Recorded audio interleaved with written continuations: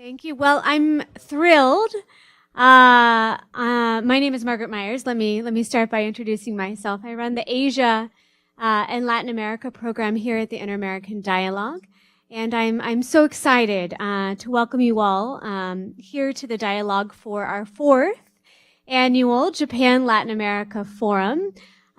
Previous iterations have taken place in Tokyo, in Mexico City, also another meeting in Washington DC, and we're so delighted to have everyone back here for this fourth event.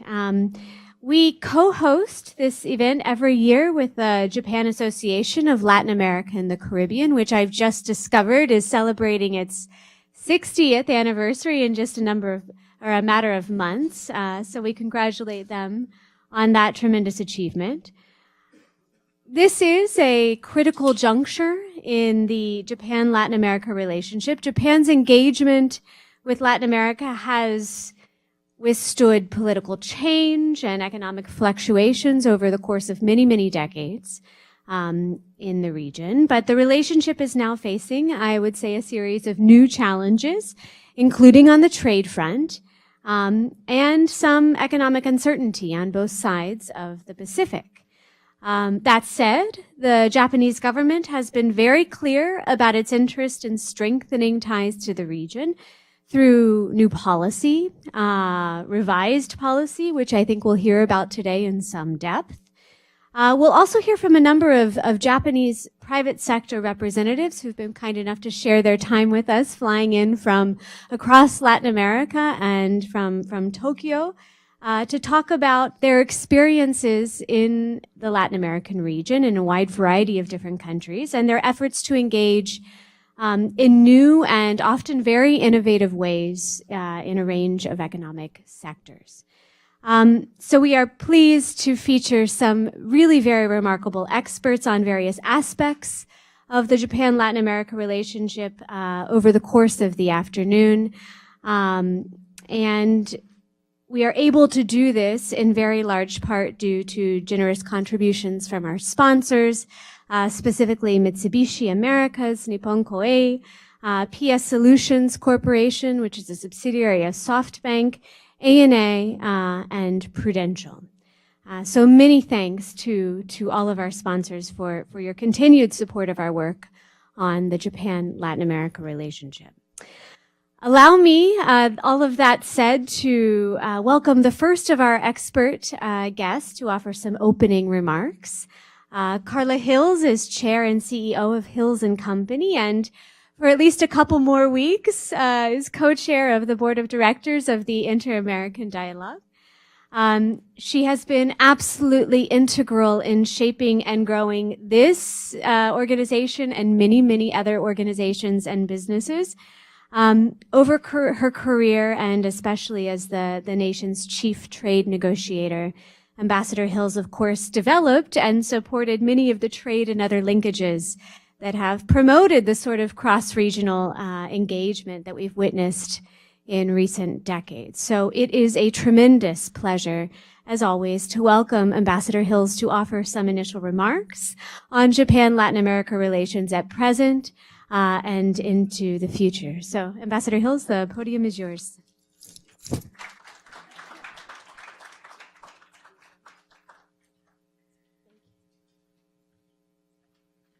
Thank you so much, Margaret. It's a great pleasure to join you and the great group that you have gathered. It's interesting that we should have today this Japan, Latin American, Caribbean forum, because there are a lot of issues that need to be discussed. So I welcome each and every one of you. I know a number of you, and it's a pleasure to see you. And let's see what we can do with respect to the issues that we confront together. I've been asked to say a few words about the current trade and investment environment and the challenges and the opportunities that exist on both sides of the Pacific. Well, I don't need to tell you that these are turbulent times, economically, politically, and technologically, and they are affecting our domestic, bilateral, and our global trade relationships. As you all know, the United States is involved in a trade dispute with China, and in that connection, a torrent of tariffs have been placed not only on China, but also on close allies, including Japan and Mexico. Britain and its traditional trading partners face uncertainty with respect to Brexit. What will the rules be when they withdraw? Will they withdraw from the European Union? In June, the World Trade Organization reported that trade restrictions by the G20, the largest economies, have reached the highest level since the 2009 financial crisis. And this past October, Christine Lagarde stated in a speech, "The rise in trade barriers is hurting not only trade itself, but investment and manufacturing. The stakes are high because the fracturing of global value change could have a devastating effect on many countries, including advanced economies." And here in the United States, our trade policy has become bilateral instead of global. That's a sharp reversal from our long-standing trade policy. For 70 years, since World War II, whether under a Democratic or Republican administration, our government worked to open markets, firmly believing that the free flow of goods, services, capital, and ideas would provide benefits for nations, both rich and poor. Over the past 2 years, we pulled out of the Trans-Pacific Partnership that involved Japan and a number of Latin American nations, Mexico, Chile, Peru. We've negotiated a replacement for the North American Free Trade Agreement that we have had for 25 years with Canada and Mexico. The replacement is called the U.S.-Mexican-Canada Agreement. This coming year, our Congress must decide whether or not to approve this replacement. Failure to do so would destroy some of the most synchronized supply chains that exist today, and the cost would be very high for all three economies, Canada, the United States, and Mexico. Clearly, these extraordinary shifts in trade policy have created an atmosphere of uncertainty, which is not a good climate for trade or investment. We can hope that moving forward on the U.S.-Japan Free Trade Agreement will bring an end to tariffs that hurt the economies of both nations and herald the beginning of a calmer atmosphere for our bilateral relationship. We can also hope that congressional approval of the U.S.-Mexican-Canada agreement will be prompt and accomplished without acrimony. One of the calming factors with respect to trade issues today is the positive relationship that Japan has and continues to have with Latin American and Caribbean nations. Japan currently has an economic partnership agreement with Mexico, Chile, and Peru, and is currently negotiating one with Colombia. It has also negotiated a free trade agreement with the European Union, which is scheduled to be ratified at the end of this year, a couple of weeks from now. In addition, it, along with Mexico and 5 others, have ratified the Comprehensive and Progressive Agreement for the Trans-Pacific Partnership, the CPTPP 11 instead of 12, which replaced the Trans-Pacific Partnership. Their ratification satisfies the requirement of 7 of the 11 participants, which need to ratify the agreement before it takes hold, and it will enable the agreement to take effect December 31. And this agreement will liberalize trade between Japan and Mexico, which is already quite substantial, and the benefits will expand to include Chile and Peru once they ratify the agreement. Japan has a long history of diplomatic relations with Brazil and Peru, along with deep personal relationships throughout the region. More than 1.6 million people of Japanese descent live in Brazil, and a substantial number live in Peru, Mexico, Argentina, and Colombia. With the recent uncertainty and friction in North America, it is not surprising that Latin American countries have increasingly looked to establish economic relationships beyond the Western Hemisphere. And Japan is already a major exporter to the region.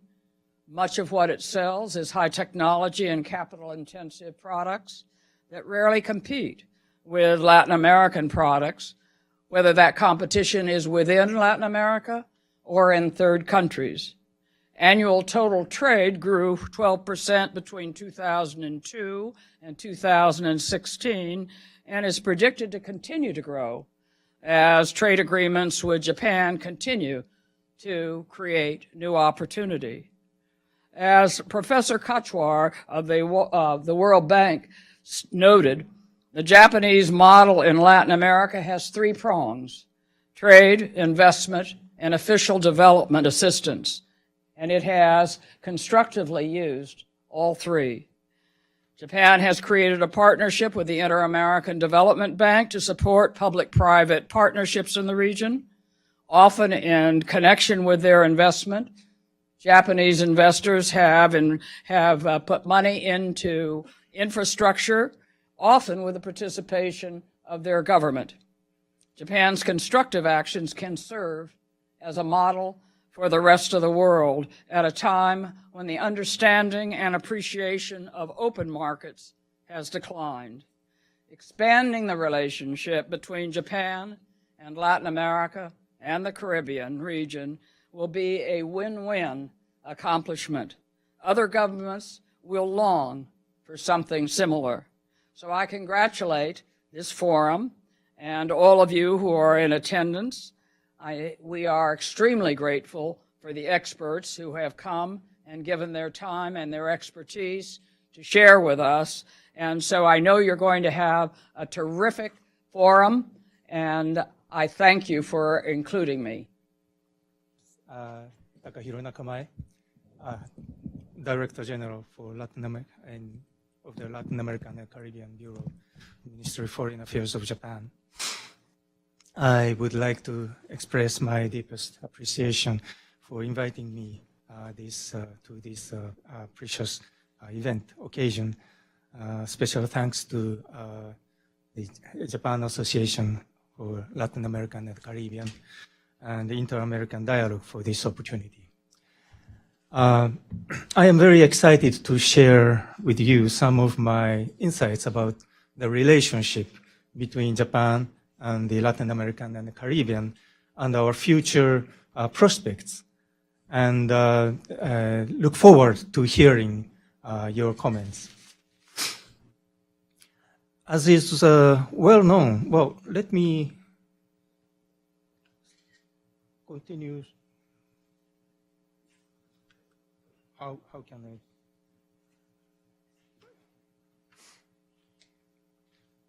Okay.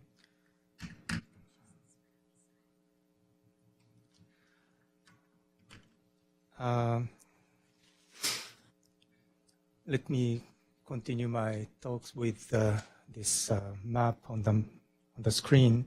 As is well known, the Latin American and Caribbean region is traditionally significant in Japanese foreign policy, mainly in three noteworthy points. First, this region represents a huge economic potentiality.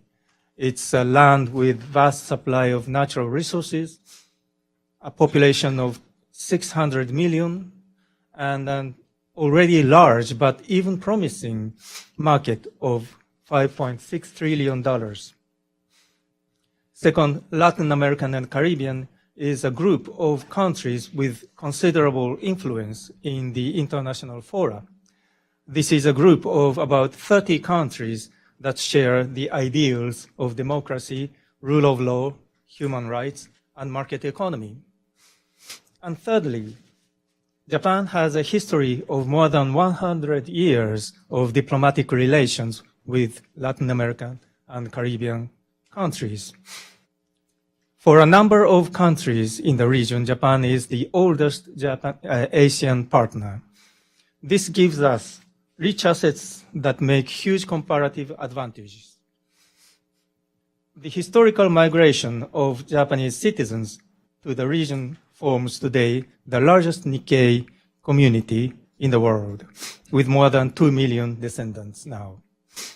Having said that, I must admit that Latin America and the Caribbean region traditionally had very little relevance from the viewpoint of Japan's national security because of its geographical distance, scarcity of mutual economic integration, and little geopolitical engagement.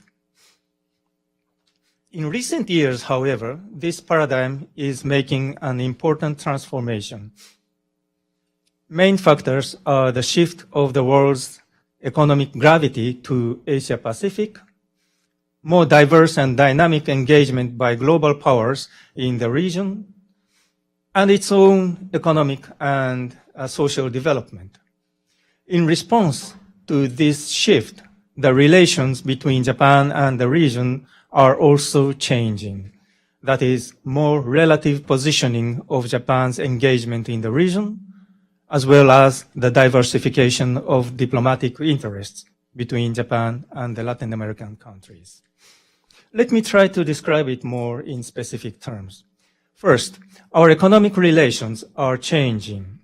The Latin American and Caribbean region used to be basically a supplier of natural resources to Japan and a market to Japanese manufacturing products. This remains to be an important characteristic of our trade relations even today. But it is worth noticing that our economic relationship is also taking a new form. A notable example is in Mexico, where the number of Japanese companies' bases has steeply increased after the conclusion of bilateral EPA in 2005. Today, there are 1,200 Japanese enterprises operating in this country.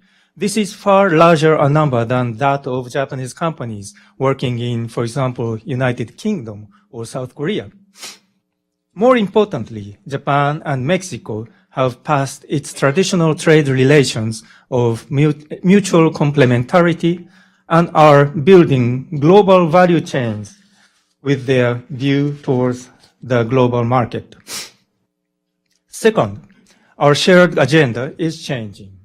Our official development assistance, ODA, used to be one of the main pillars of Japan's diplomacy to the Latin American and Caribbean region until the 1990s. Japan was one of the top ODA donors for many countries, and there is no question about the contribution that Japan's ODA made for the benefit of the economic development of Latin American countries. Excuse me.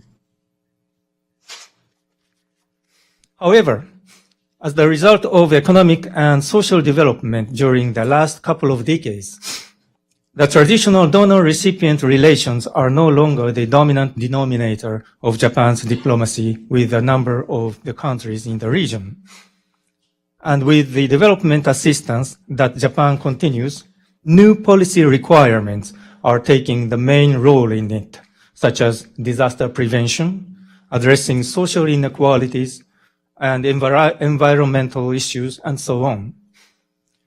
Moreover, Japan and some Latin American and Caribbean countries are promoting together tripartite cooperation in which they jointly get to assist other countries within and out of the region.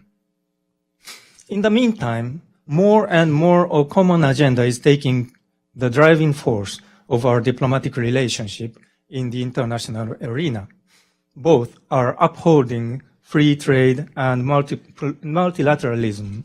TPP-11 includes 3 countries in the region, and others show their interest in participating in it.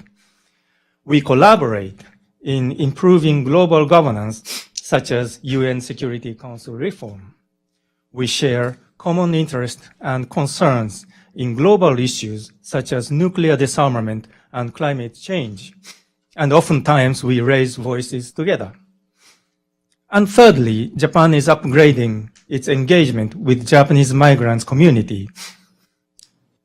Japan historically provided support to the Japanese migrants and their families in Latin American and Caribbean countries in order to help them take root and stabilize their lives there.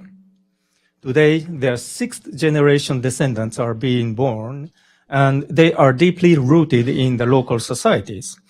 Consequently, Japan's engagement in transforming itself from its original style of life supporting to take a new mission of helping them play a major role in cultural bridging between the local society and the land of their ethnic origin. Based on this transformation, in 2014, Japanese Prime Minister Shinzo Abe announced 3 guiding principles of Japan's diplomacy vis-à-vis Latin American and Caribbean region. They are progresar juntos, liderar juntos, and inspirar juntos. That is, progress together, lead together, and inspire together. Under this guideline of juntos, the relationship between Japan and Latin American and Caribbean region has made a notable development. To raise just a few examples, policy dialogue between governments has intensified notably.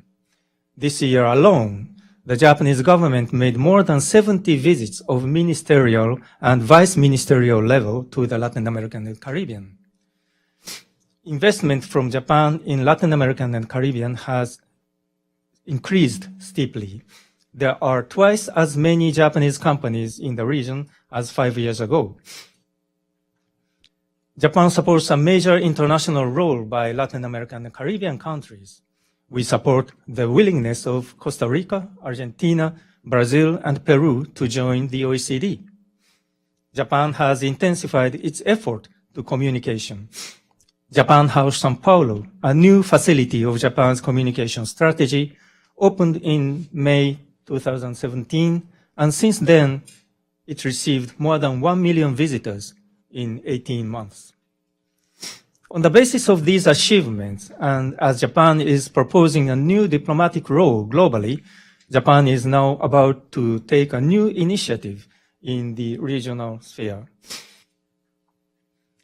In August 2016, Prime Minister Abe announced the principle to realize a free and open Indo-Pacific, stating that a key for stability and prosperity of the international community is the dynamism that is created by combining 2 continents, namely the Asia and Africa, and 2 oceans that are free and open, Pacific and Indian Ocean. Excuse me. With this initiative, Japan intends to undertake diplomacy conceptualizing these continents and seas as an integrated region. But what does it have to do with Latin America and the Caribbean?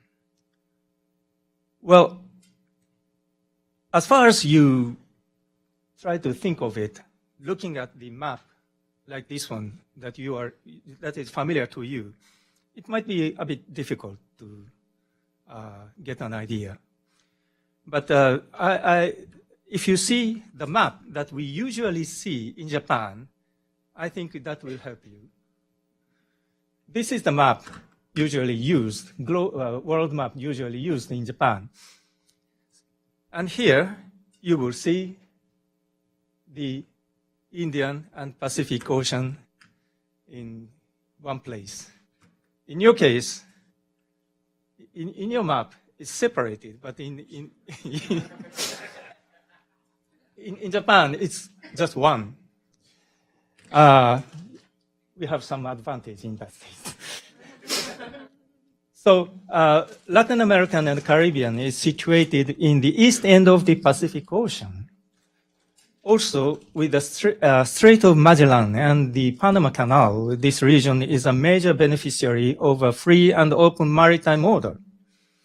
Given that most of the Latin American and Caribbean countries share with Japan the fundamental values, and they have made remarkable economic and social developments during the past couple of decades, they do not only enjoy the benefits of free and open Indo-Pacific, but may also potentially lead in promoting it.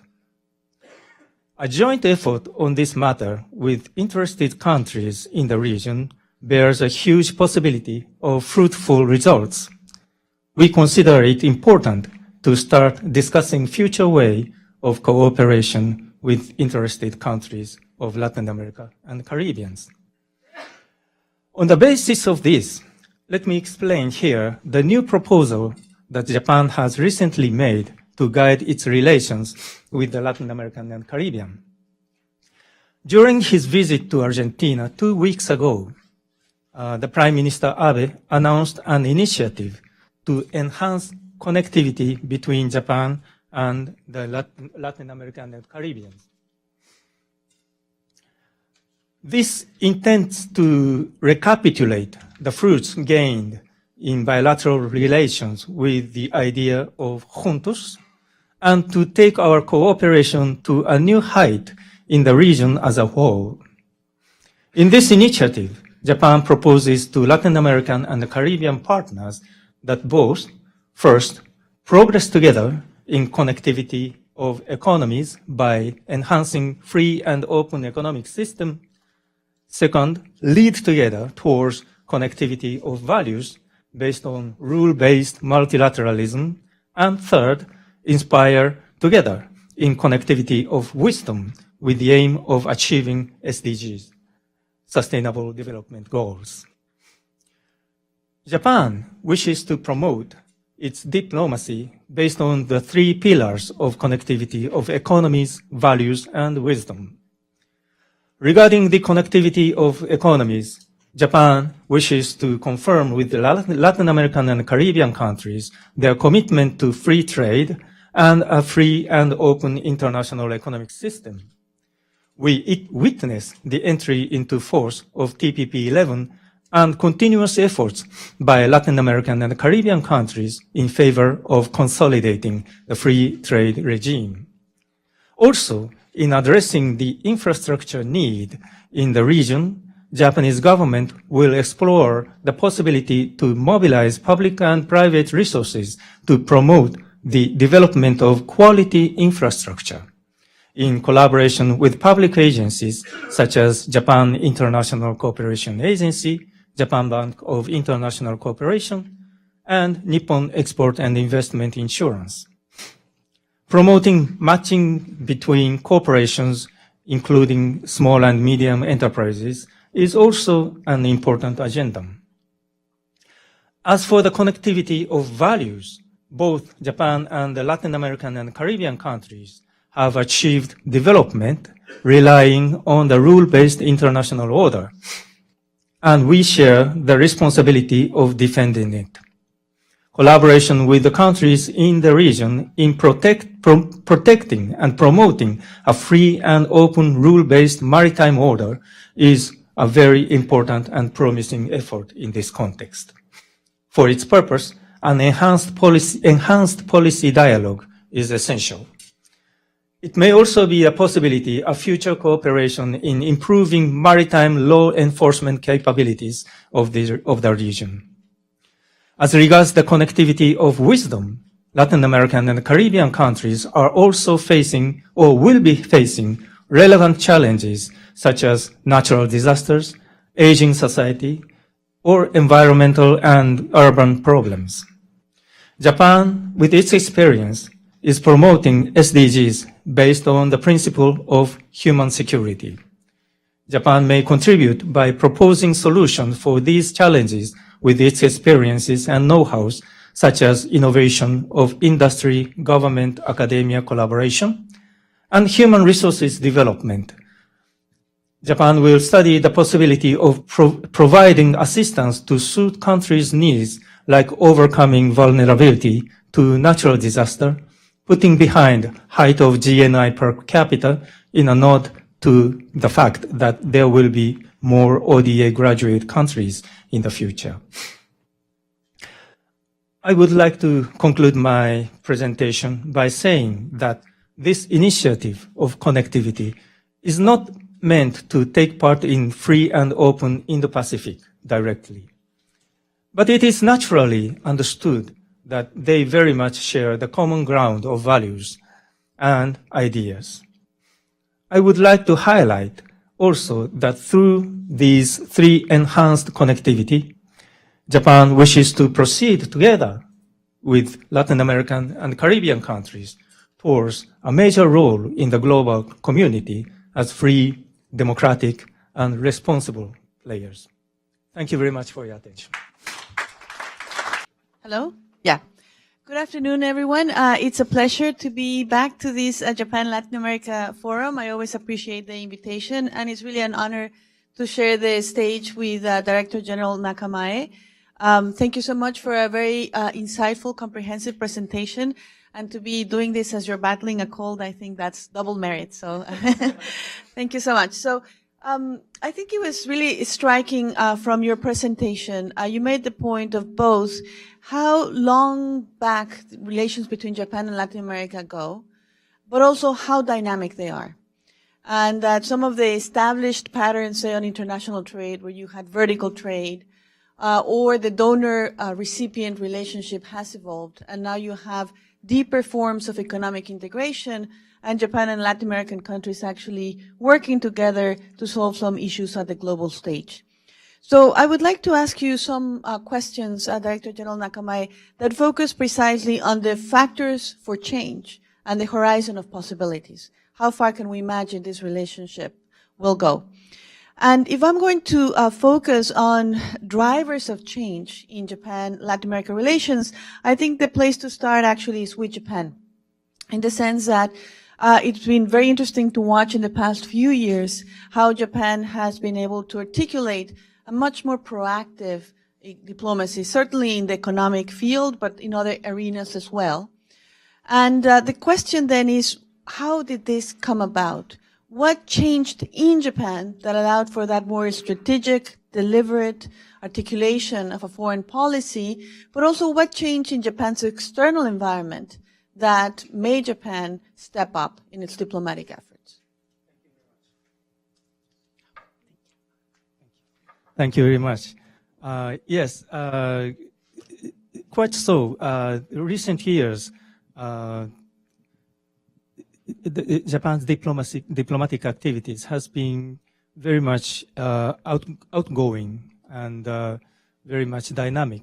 But I have to say that it is not limited to our relations with Latin American and Caribbean. It's global, and that owes very much to the current government. Since the Prime Minister Abe assumed his post 7 years ago, he proposed the diplomacy of panoramic perspective of the world map that we have, and also the productive contribution to world peace. Under this motto, practically Prime Minister Abe made a number of visits. Only with the Latin American countries, 2 weeks ago, he made an official visit to Paraguay and Uruguay. In fact, it was the first visit by Japanese Prime Minister to those countries in history. And with that, Prime Minister Abe already made an official visit to 11 countries in the region, which is without precedent. And that, I think, also has a background that Japan will have to proceed by own feet, exploring its sphere in the global community as an actor in the international society, in the world that everything has become relative, and the various values and principles has been challenged by various factors such as extremism, populism, state capitalism, and so on. So that's the background, and I believe that our government, current government, is taking right direction for that. Very interesting. Now, when I say that Japan has changed and that Japan now has a much more proactive diplomacy, I think that one of the most obvious examples is the relaunch of the Comprehensive and Progressive Trans-Pacific Partnership. That's quite a long acronym, but nevertheless, that people just did not assume that the agreement would survive the American exit. And yet, Japan, being the largest remaining economy in the agreement, was crucial in making this work. Now, Mexico was the first country to ratify the agreement, and I say that with pride since I am from Mexico. But the other Latin American countries, Chile and Peru, I understand have not yet ratified. TPP or TPP 11. Such countries like Mexico and Chile played a very productive leading role in pushing forward and giving momentum to the negotiation. And we are very much appreciate for this. And as you mentioned, Mexico was the first country to ratify it, and Chile and Peru are following suit. And I have been informed that within a question of months, they will be ratifying it and participating as a prospect.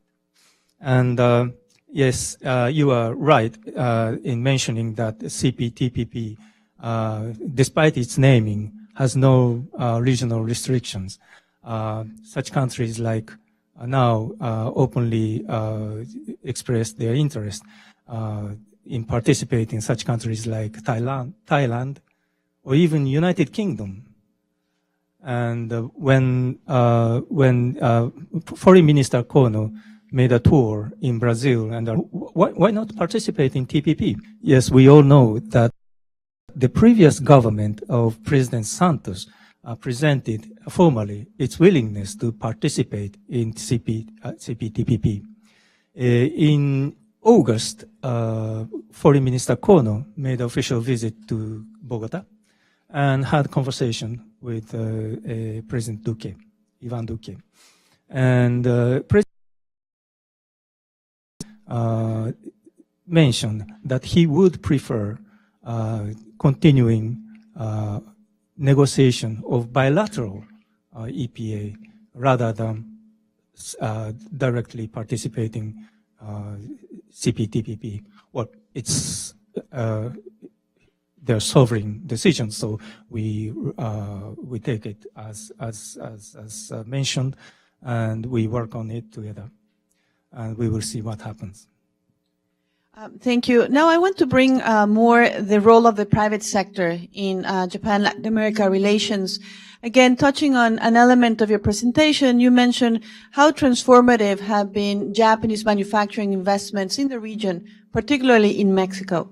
A lot of that investment centers in the automobile industry, and Mexico is in fact very integrated into North America due to the North America Free Trade Agreement. And Ambassador Hills mentioned how this is a very important period of time, given that we have a renegotiated agreement that has tighter rules of origin, that has many more requirements for car companies to be able to benefit from the trade agreement, but also because we don't know what will happen when this renegotiated trade agreement reaches Congress.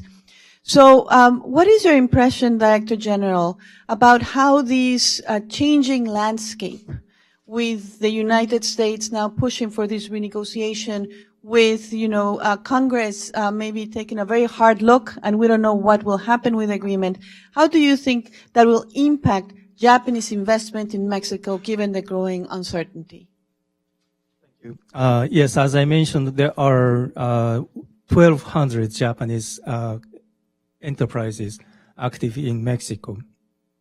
And the majority of them belong to the auto manufacturing.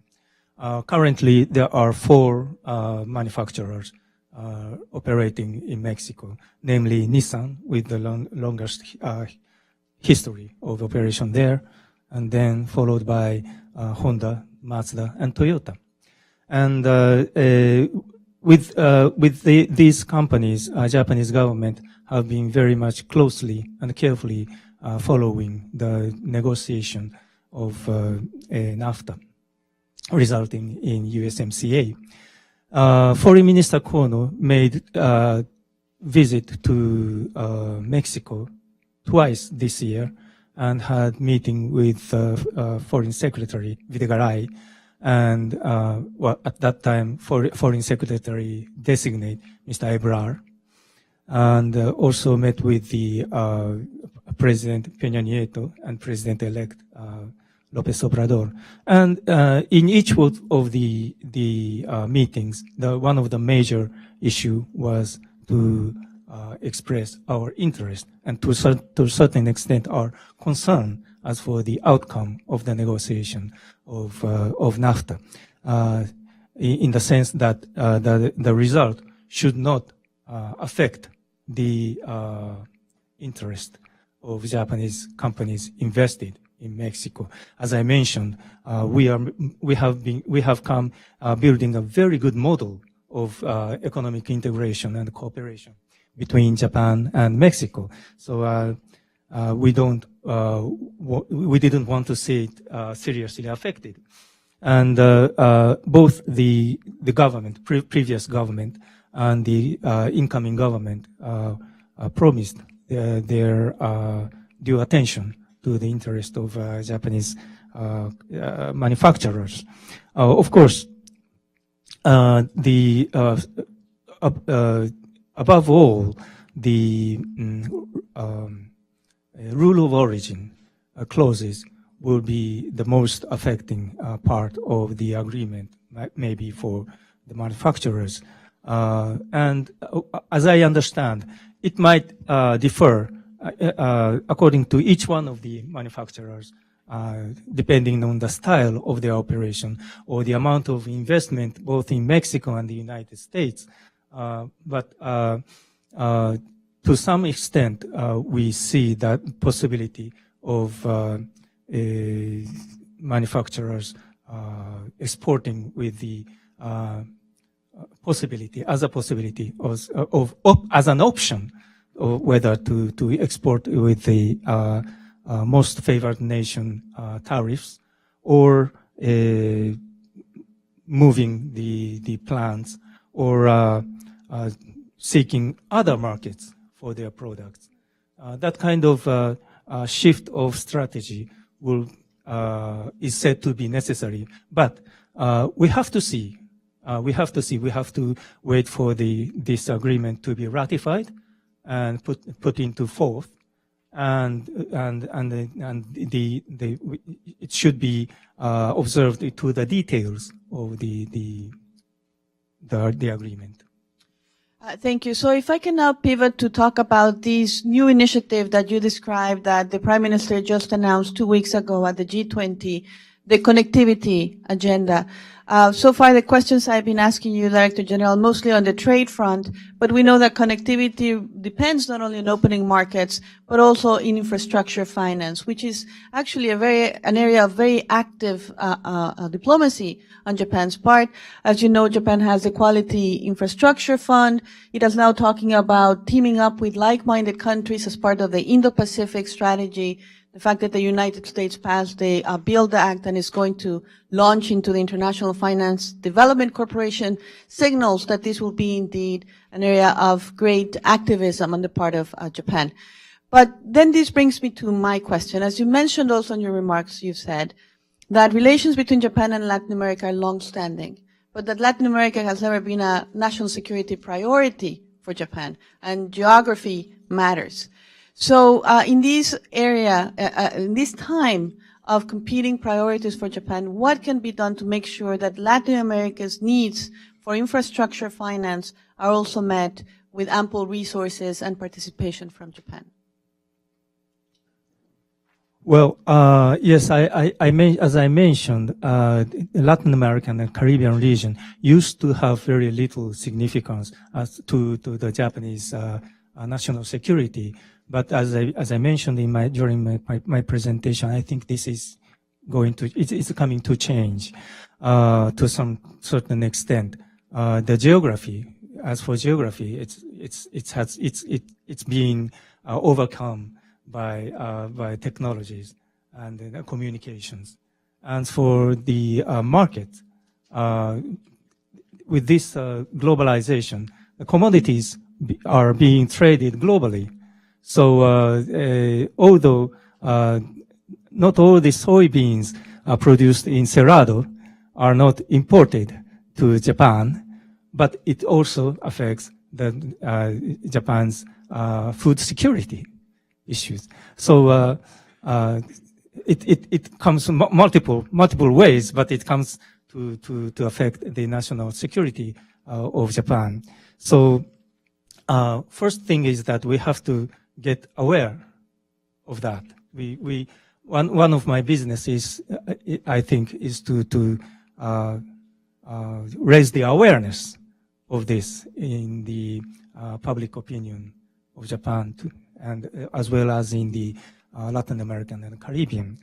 But as for the infrastructure, we know that there is a huge demand for investment in Latin America and Caribbean, and we know that Japan is not alone, cannot fulfill that demand, of course. And countries like China is a huge investor in the region. And we, in that context, we try to make an differentiated approach, raising the flag of quality infrastructure, counting the lifelong cost of the infrastructure. Some examples is that JICA has a contract agreement with IDB for co-financing on various infrastructure projects. And including that scheme, Japan has been making some important financing to some important projects such as energy grid in Ecuador,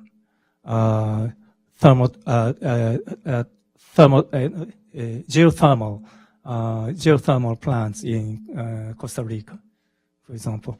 Another thing is that everyone is talking about the project promoted in China of railways in Panama. But please don't forget that we are now working on a very important project of urban transportation in Panama City. Yes, it's a nearly $3 billion project, and with the Japanese financing and the Japanese technology of monorails. So within a matter of a couple of years or several years, Panama City is going to be the most advanced technology of urban transportation. So in that way, we would like to promote the Japanese advantage in the area of infrastructure. Maybe it cannot be the volume that we can compete, but we can still show the example of how the infrastructure should be made in Latin America and the Caribbean region.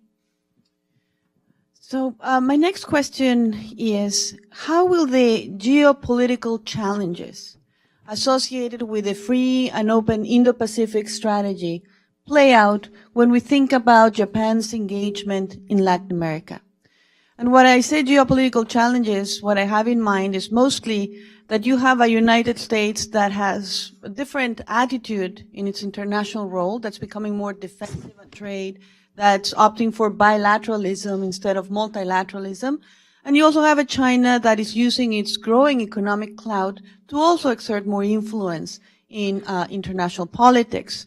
Now we know that the United States and China are both very important actors when it comes to Latin America. So my question to you, Director General Nakama, is how Japan is going to navigate these geopolitical trends when it's thinking about its own strategy vis-a-vis Latin America? Yes, this is quite a challenging question. It's a very good question.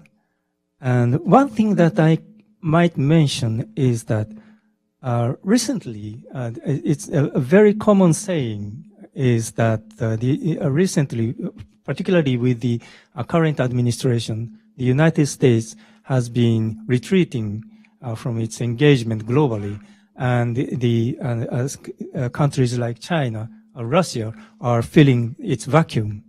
But as an observer of Latin America and the Caribbean region, I should say that, well, it is not quite recent that the absence of United States engagement is observed in the region.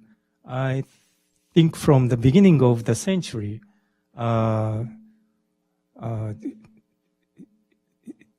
maybe because it's my personal guess, but because for the United States, the security concern came to be concentrated in such regions like Middle East or Northeast Asia, Western Hemisphere, Latin America and the Caribbeans. Well, with all the problems that they may have, are not directly the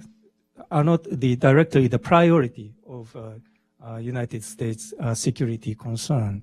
In 2007, a very well-known book was written by a columnist of The Economist, Mr. Michael Reed, and the title of on Latin America and the Western Hemisphere, and the title of this book was "Forgotten Continent." So that's a very symbolic, and during that time, as we all share, during that time with the commodity boom, there was huge expansion of economy in that region, and with that, a huge demand for infrastructure or investment, and China was one of the countries that could afford that financing. So, and also we are noticing that with the current administration of President Trump, there are more frequent mentioning about China's engagement in the region. So my feeling is that the current administration is more conscious of the geopolitical situation in Latin America and Caribbean, and how Japan is going to navigate itself in that situation.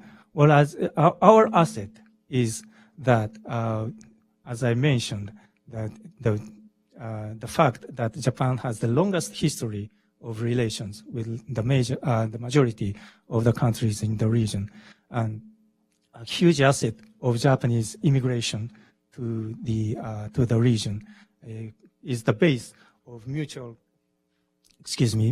confidence between Latin America and the Caribbean and Japan.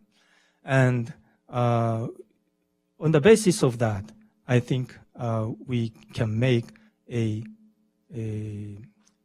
differentiated approach. And as a means of that, we have just proposed this new initiative of connectivities. Now, we are proposing to proceed juntos with Latin American and Caribbean countries with the values that we share and we would like to procure. I think that's the way that Japan, it might not be the volume, but this is the way that Japan would be able to occupy its due position in the region. Thank you so much. So now I want to open it up and ask the audience if you have questions. Probably we'll take two at a time because we have limited time. So if you can identify yourself and just have a very concise question. I have a gentleman here, and then Barbara.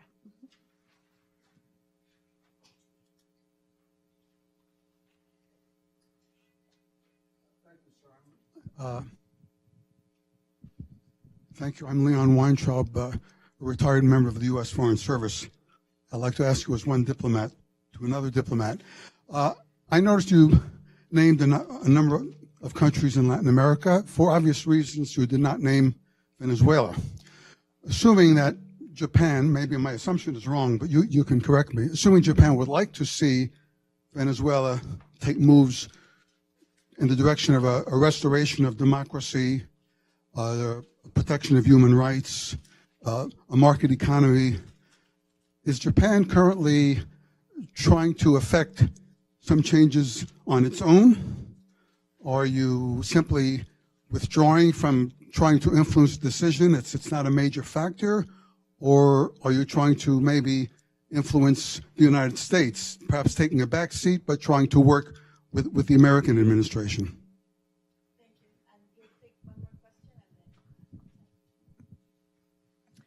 Hi, I'm Barbara Stallings from Brown University, George Washington University, and Tsinghua University in Beijing. I want to follow up where Mireya left off, talking about Japan and China, especially in terms of infrastructure investment in Latin America. We know that Japanese investment is more expensive for the recipient countries, the partner countries, than is China's.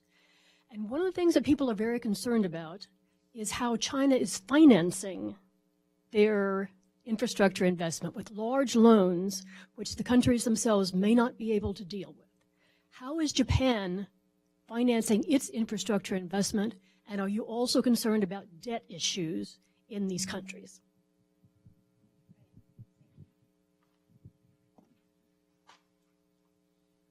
Thank you. Yes, very interesting questions. As for Venezuela, yes, you are right. Japan has repeatedly announced publicly its wishes to see Venezuela recuperate, to recover its democracy with the participation of all the forces, political forces.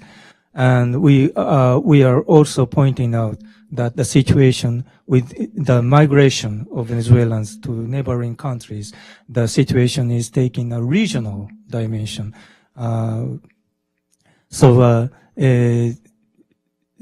We repeatedly point out and announce that, and our approach is that we maintain the channel of dialogue.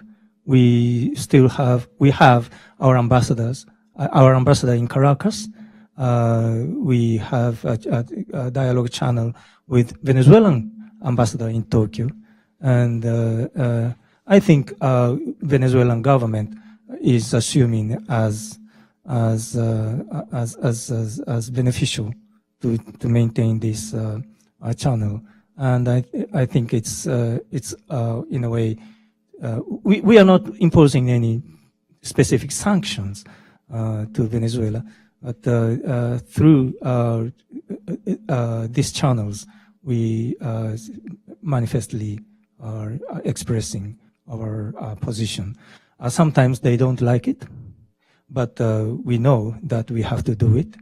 And as for the regional dimension, we have been helping through community assistance and contribution to organize international entities like Red Cross or UNHCR for to help the Venezuelan migrants in the region.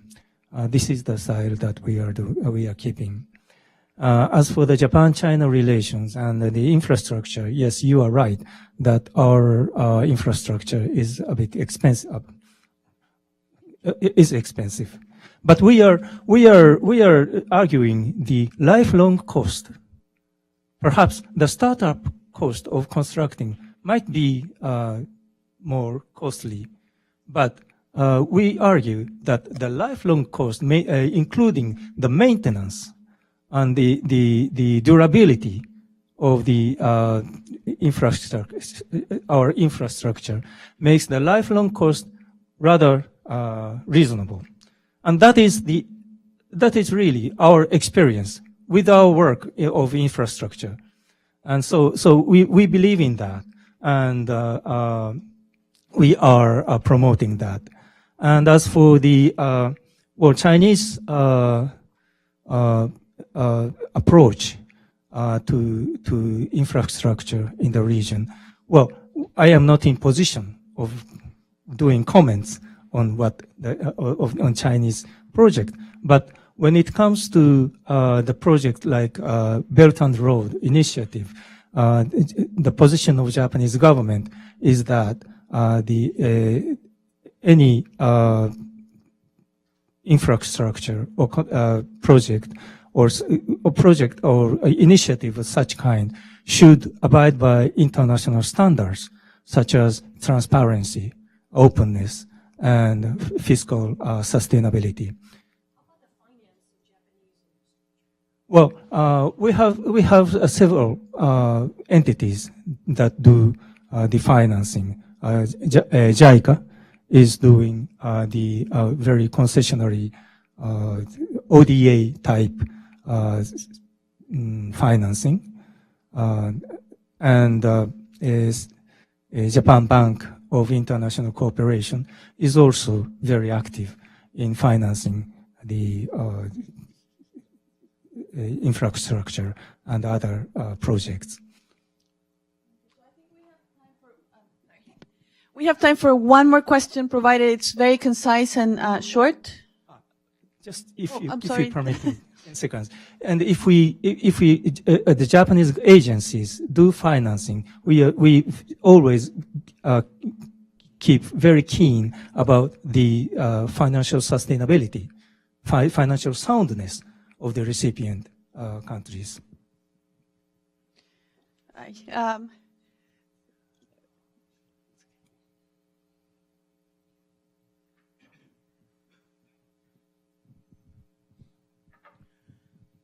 Good afternoon. As they say, konnichiwa. My name is Roland Roebuck, and I'm an activist in the area of race relations throughout the Americas. I'm interested in knowing the relationship between Japan and Brazil, especially now with this president that is very prone to erode the rights of Afro-Brazilians, and at the same time take a very hard line in the protection of the environment. So I'm wondering, what is the position of Japan in reference to that? And with the same assertiveness that Japan is criticizing Venezuela, I'm interested in knowing if Japan is taking the same position with respect to the United States, as it also erodes the rights of minorities in this so-called democracy. Thank you. So we have like 1 minute or two with very difficult questions.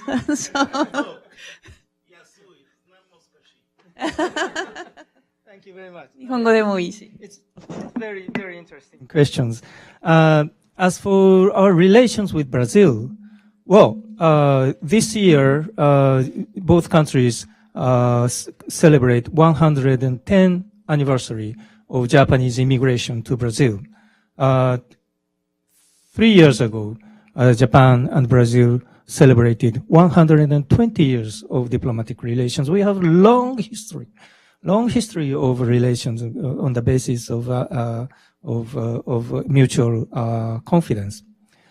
And the new president is the result of the Brazilian people, and I have no authority in commenting on the president-elect as a person. And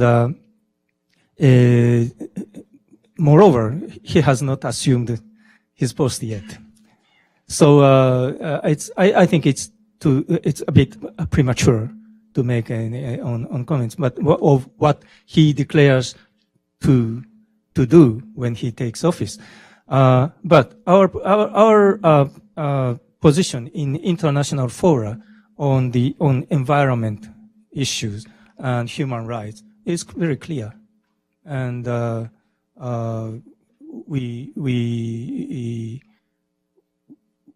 I believe that Japan will base ourselves on our principle, on those principles in our relations with whoever the government.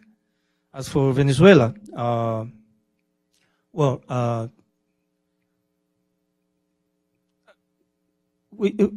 we support the democracy. We urge the Venezuelan government to abide by the principles of democracy and human rights. But maybe the difference of approach from some other colleagues in the international community is that we base our argument on the responsibility or accountability of the government on the situation, not taking part of the conflict or internal conflict, whether the parliament is right or not, whether such and such election is legal or illegal, who has the authority and so on. But what is certain is that the government has the administration has the accountability vis-à-vis the international community as for the situation that they are managing. That's our position. Well, this has been really a very enlightening discussion, very dynamic conversation. Please join me in thanking Director General Nakamai. In this session, I think we'll go into a little bit more depth on some of the regional dynamics, be it Asia Pacific or Latin American dynamics that will shape the relationship in the coming years and are already shaping dynamics. As I mentioned, Japan is very interested in engaging the region, especially on a governmental level, and Japanese companies remain ever present in Latin America, but the trade dynamic is changing very quickly, which in some cases presents opportunities, in other cases many challenges. And so I am very pleased to feature a really esteemed group of experts on international trade, the Asia Pacific region, on Latin American affairs, to help us understand these trends and the sort of economic architecture in which all of this is playing out. Allow me, you have everyone's bios in your packet, so I won't go into tremendous depth on all of the speakers, but just to make a very, very brief introduction, we have Mr. Kotaro Horisaka who is Professor Emeritus at Sophia University. Nebet Vandenbroek who's a partner at Wilmer Hale, and I guess we're going in a slightly different order, Elizabeth, just so you know. and then Toshiyuki Yasui, who is Executive Director at the Inter-American Development Bank, to talk to us about various aspects of the relationship and various fundamental trends that will shape it in the coming years. So without further ado, allow me to turn the floor over to Mr. Horisaka for an initial presentation. Thank you. Thank you, Margaret. Well, we just heard a good presentation of Director General Nakamai and good talk between Minnesotis, and so my presentation will be a little bit related with what he has told.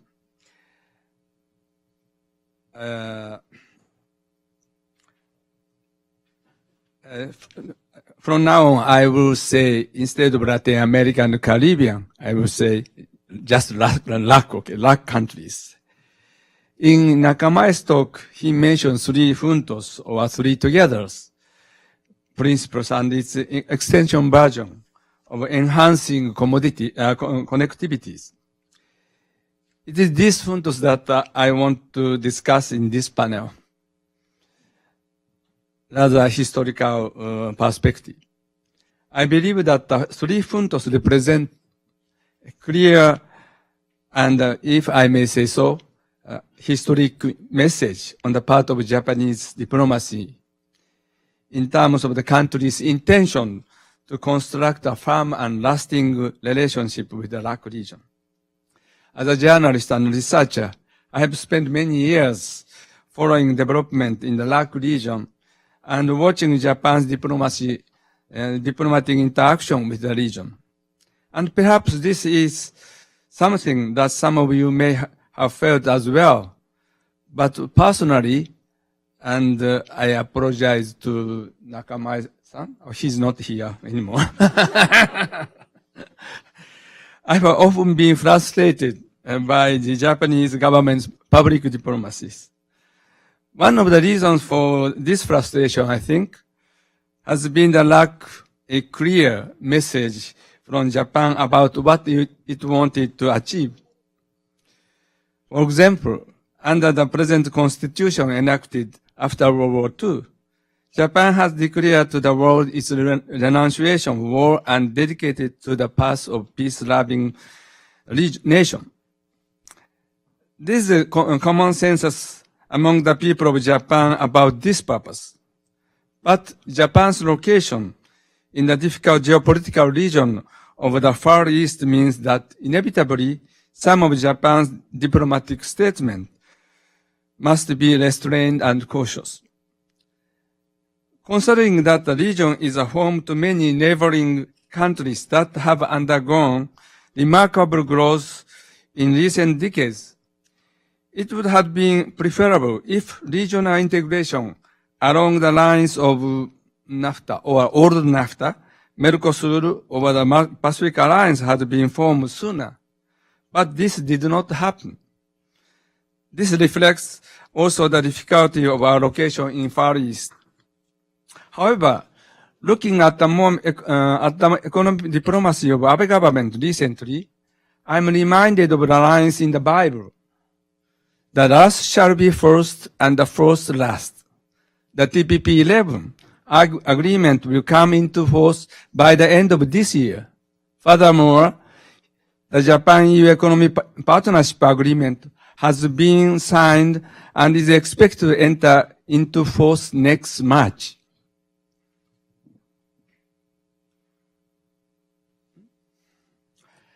In this context, the novelty of the Three Juntos idea is that it has introduced a new concept for building a relationship that takes the entire LAC region into view. The relationship between Japan and LAC dates back more than 100 years, as you know, to the first Japanese immigration to the region. In the years since then, relations have been friendly and largely friction-free. However, the Japanese side has tended to treat its relationship with LAC from a mutual economic complementary perspective. LAC had a rich reserves of food, minerals, and other natural resources, as well as low-cost labor, while Japan was rich in capital and highly advanced technology. Some people on the LAC side expressed dissatisfaction with this state of affairs, but the concept of a mutual complementary economic relationship was deeply rooted in Japan, both among the politicians and the government officials and among business people, and it was not easy to change people's mind. The term was often used in diplomatic settings, at the conferences, at the opening ceremonies of new business, in opening remarks at parties, and so on. One major step toward changing this concept came, as Mr. Nakamai mentioned before, with a speech given by Prime Minister Abe in São Paulo on August 2nd, 2014, when he outlined three foreign policy guidelines toward LAC the three Juntos were together. The title of the speech was Juntos, Bringing Infinite Depths to Japan, Latin America, and Caribbean Cooperation. Specifically, the guidelines called for three Juntos to decline the relationship Progresar Juntos, Liderar Juntos, Inspirar Juntos. This means progress together, lead together, and inspire together. At that time, we regarded the Juntos idea as a little more than what I suppose I could call diplomatic language. But with the passage of time, the concept has gradually become more firmly established. The latest edition of Diplomatic Blue Book, published this year by Japanese Ministry of Foreign Affairs, clearly states that Japan's diplomacy toward LAC region has developed under the guiding principle of the three Juntos. Nowhere else in Diplomatic Blue Book will you find another example like this of an explicit guiding principle or concept for relation with a given region as a whole. In that earlier speech, Prime Minister Abe gave several concrete examples to explain the concept. Steel manufacturing joint ventures and satellite observation of the rainforest as an example of the lead together. As an example of the progress together. Economic partnership agreements and the environment as an example of lead together. And the transformation of Brazil Cerrado into a bread basket and salmon farming in Chile as an example of inspire together. Recent examples that have been driven by the same spirit include trilateral technical training aimed at achieving the sustainable development goals and the agri-supply chain project in northeastern Brazil as an example of progress together. Natural disaster prevention and risk reduction program as examples of lead together. And introduction of Japanese-style community-based police box called Koban in Sao Paulo and other Latin American cities as an example of inspire together. Of course, the physical aspect of the mutual complementary economic relationship between LAC and blessed with rich reserves of natural resources and Japan, which has none, will not simply disappear overnight. But exposing that Juntos concept marks as an important turning point for changing the general view of LAC in Japan.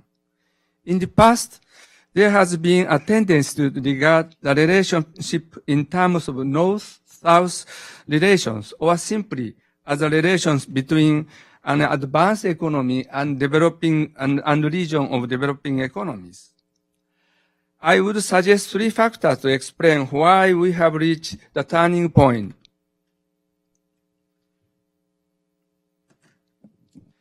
The first is the head of government, who has turned his attention to LAC region.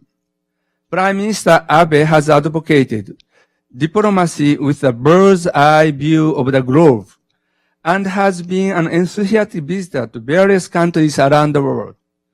This table shows the international trip he has made in his 6 years in office to the middle of November this year.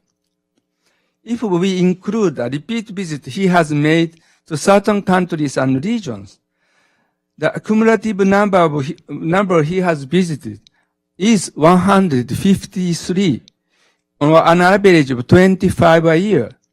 This is by far the most of any Japanese head of government in history.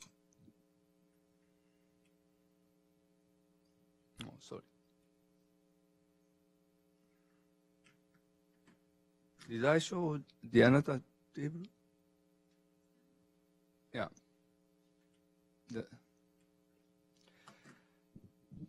Prime Minister Abe has traveled to the LAC region every year he has been in office, with the exception of 2017, the last Japanese Prime Minister before Mr. Abe to visit the LAC region in official capacity was Junichiro Koizumi in 2004. Key to Prime Minister Abe's visit to the LAC region was 2014, when he visited 5 countries, Mexico, Trinidad, Tobago, Colombia, Chile, and Brazil, and met leaders from 9 member countries of the Caribbean community during his time in Port of Spain. This means that including his visit to Argentina, Jamaica, Cuba, Peru, Paraguay, and Uruguay that were made before and after 2014, he has met the leaders of more than half of the 33 lakh countries during his visit in the region. Diplomatic Blue Book 2015, published after his tour in 2014, said that the visit had left the impression that Japan has returned to Latin America and Caribbean. The second factor behind the exposure of Juntos concept is that opportunities for shared interests are clearly increasing. Although visits by the Prime Minister may have been few during the 7 years from 2005 to 2012, the Economic Partnership Agreement with Mexico, Chile, and Peru went into effect. And these countries were partners with Japan in helping to speed progress toward TPP 11 and after the United States pulled out of TPP. The third factor, I think, are the changes that have become clear since the beginning of the second decade of this year. Japan's population started to decline in 2011, and we have entered an era in which elderly people aged 65 and above make up a quarter of the population. At the same time, we are also facing a fourth industrial revolution. The days are over when we could confidentially talk about a mutual complementary economic relationship. This is being replaced by a new model. Today, the attraction lies in producing global value chains that make the most of the cultural characteristics of both Japan and LAC and the attraction of their respective markets. If we look at new direct investment by Japanese firms in the LAC region in recent years, investment projects relating to natural resources, which tend to require huge investment, are decreasing. Instead, with the exception of the auto industry, which also requires a big investment, the attention today in number is on the diversifying areas into which Japanese companies are expanding, including pharmaceuticals, cosmetics, and hygiene products, software and information technology, distribution, fast food and retail chains, and engineering.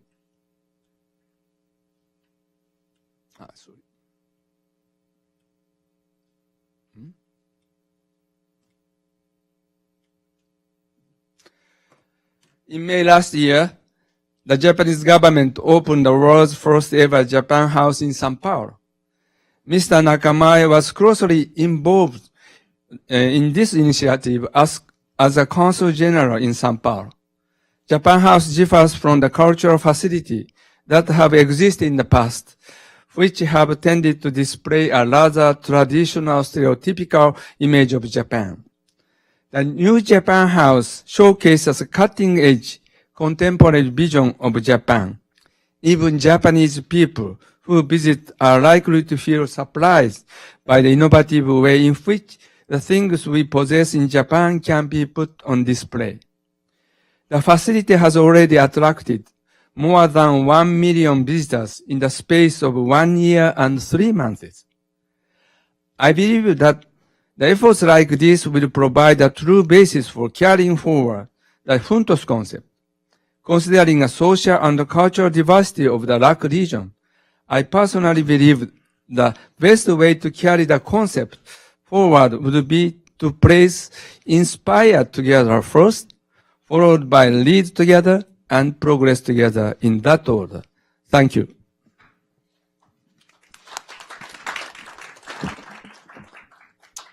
Thank you very much, Nib.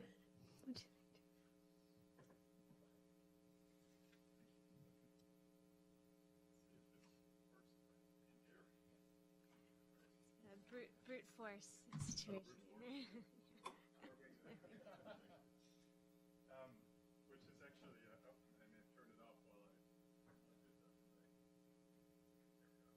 that working?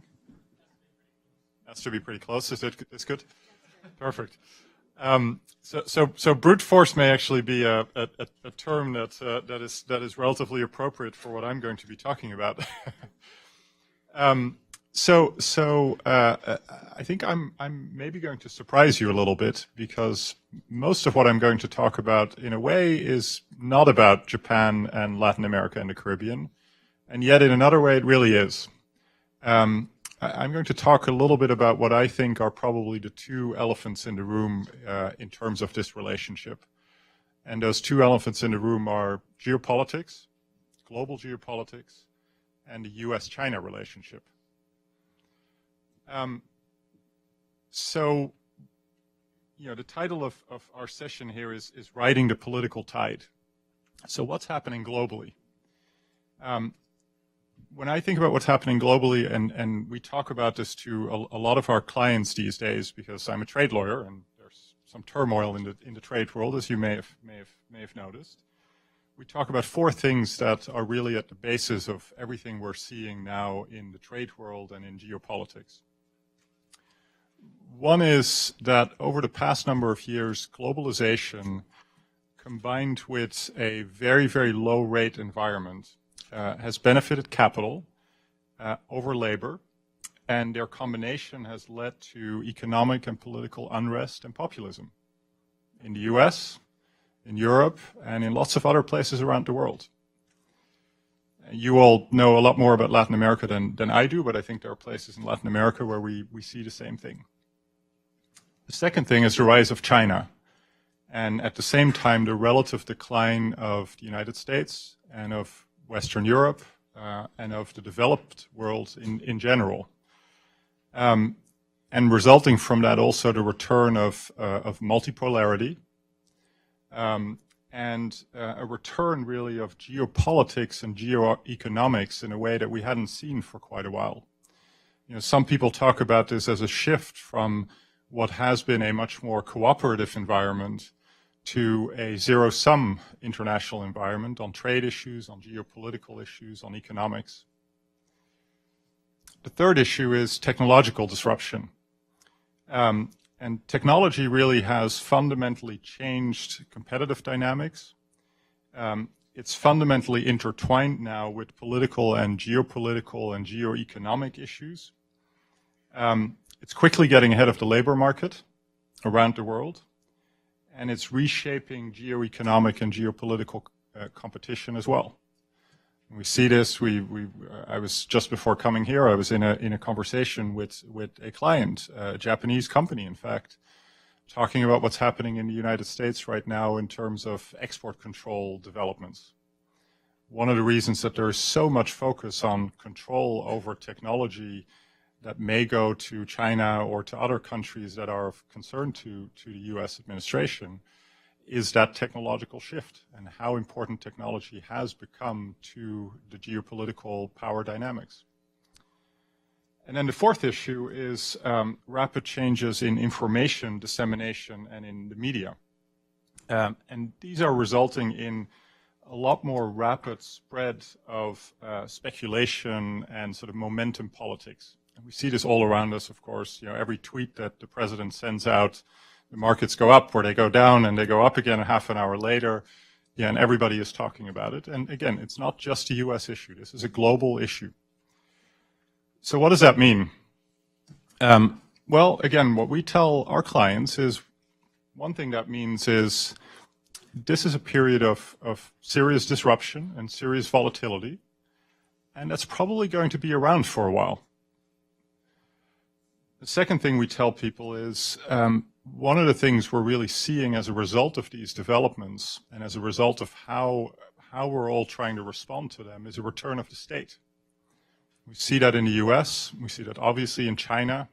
State in China has never really been gone, but it's even more present now than it was a couple of years ago. We see it also in Japan, and we see it in Europe, and we see it in Latin America. And then the third thing that we're seeing as a result of all of this is a shift, or at least a discussion about potential shifts for companies and for governments towards what some people call re-regionalization or deglobalization. And that then leads me to a factor that I think is going to be very important in the relationship between Latin America and Japan, but also between any other country and the rest of the world. And that is that one of the results of all these shifts is that we're increasingly regionalizing, and we're increasingly in a world of us versus them. And the us versus them might be United States versus China, or it might be some other us versus them, but I think for both Japan and for Latin America and the Caribbean, that us versus them in terms of the China-US relationship is going to be very determinative for the next couple of years. So let me go sort of a level down from those broad geopolitics. So what are some of the things that we're seeing from a trade perspective and from this broader geopolitical perspective happening in Latin America and that can drive some of what's happening there? So one is, I think we've seen a growing influence of China in Latin America, driven by investment, driven also by an interest in getting more involved there, driven by trade, access to raw materials, etc. You know, when I looked up some of the numbers, you know, in 2015, China pledged that between 2015 and 2019, it would increase its trade to a total of 500 billion and increase its FDI to 250 billion. It's now 2018. I don't have this year's numbers yet, but last year, total FDI stock in Latin America for China was 225 billion. So they're actually on track to go even beyond the commitment that they made, the pledge that they made. And annual trade is now approximately 100 billion. So these are very large numbers already.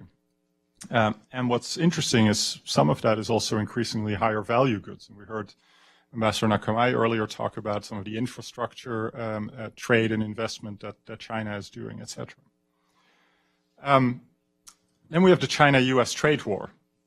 And I think one of the risks that may exist is for Latin America and to some extent also Japan to be caught in between.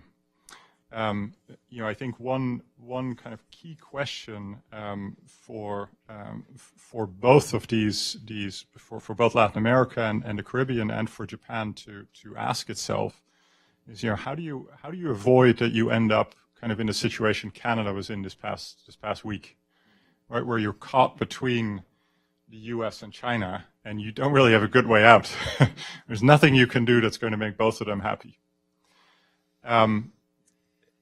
You know, and how do you at the same time try to find a way to maybe end up in a more positive situation, a positive situation that we see, for example, in some of the Southeast Asian countries right now. So when you look at how Vietnam and the Philippines and a couple of other countries in that region, how they've responded to and how they're dealing with the US-China issue, is they're actually increasing their foreign direct investment. They have people who used to be investing in China now shifting their production to Vietnam or to the Philippines. So I think one key question for the region and for the bilateral relationship will be, are there ways to position this so that in that US-China battle that's going on and that will be around for a while, Latin America in particular, which is close to the US, finds a way to be more in the position of Vietnam and the Philippines and less in the position of Canada over the past week. I think Japan is very consciously already trying to find that balance in its relationship with the United States and with China. But I think that's something that for Latin American countries is still, you know, is still sort of a step they haven't generally thought about all that much. It's beginning. The second big question that it then leads to is really going to the bilateral relationship. So in a way, this means that Latin American countries and Japan are maybe in a little bit of a similar situation here. Are Latin American countries, because of that, going to be able to be a key ally for Japan in defending multilateralism, in defending the global trading system, free trade, investment, in defending maybe where some of the trade and investment frameworks that we have, how those develop, whether it's the WTO or it's investor-state dispute settlement. And I think in that sense, again, I am much less of a Latin America expert than I think a lot of you in the room, but I think it's going to be very interesting to see how some of the new governments in the Latin American region, how they are going to deal with that issue, particularly in light of that US-China battle that is going on. And I'm thinking of Brazil, obviously. I'm thinking also of Mexico. Thinking of Argentina, not quite as new a government anymore, but given the financial issues that they've had, I think that question remains on the table. How are they going to deal with this? And then the final question, I think, is where do others fit into this? And I'm thinking there mainly about Europe. Right? There has been a Europe-Mercosur FTA negotiation going on for a long time already, but it looks like it's pretty close. In this whole global trade geopolitical fight that is going on, Europe is kind of trying to be a third player. And that's going to be interesting. I think it's interesting for Japan, and Japan has benefited from that in some way through its accelerated, as a result of this accelerated bilateral negotiation with Europe on an FTA. The question is Latin America going to be able to do something similar with the Mercosur FTA, Mercosur-Europe FTA? And is that actually a way to get these three regions a little bit closer together as well? So let me end by just a few points that are sort of areas to watch, I think, in how this develops. So one is the EU-Mercosur FTA, right? And where's that going to go in the next couple of months? The second, which I haven't really addressed, is the future of Mercosur.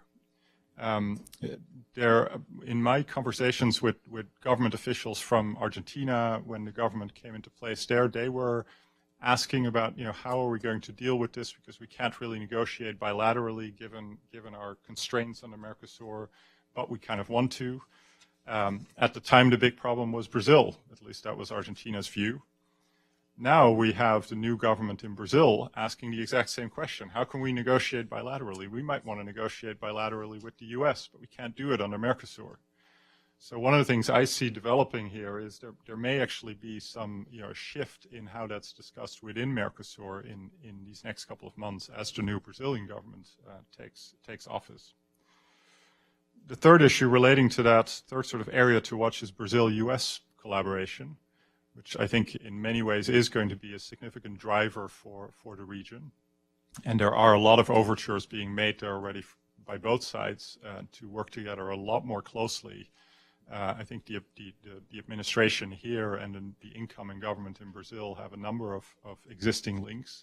So I think that's a space to watch. The direction of Argentina, obviously, right? How is it going to deal with the current situation that it's in, and is it going to come out where it started? And then the position that a number of the big players in Latin America take on the multilateral issues. Again, going to that relationship with Japan. Japan is now one of the main defenders, I would say, of the multilateral system, of the global legal system, and how that underpins our trade relationships, our investment relationships. Where are Latin American countries going to go on this, and is Japan in some ways going to be able to gain some additional allies in those attempts? So those are just a couple of the areas to watch, I think. But again, the big elephants in the room here, I think, are geopolitics and the U.S.-China relationship. Thank you very much for talking about those elephants. That's always helpful in generating discussion after the session. Mr. Yasui. Thank you. Thank you. Can you hear me? Can you hear me? Okay. Thank you, Margaret, and thank you for the kind introduction. So, while we are stepping into the dangerous time, I'm not talking about the global politics, but about my remarks. Third presenter, after the lunch, you get sleepy. Well, entonces quisiera hablar un poquito de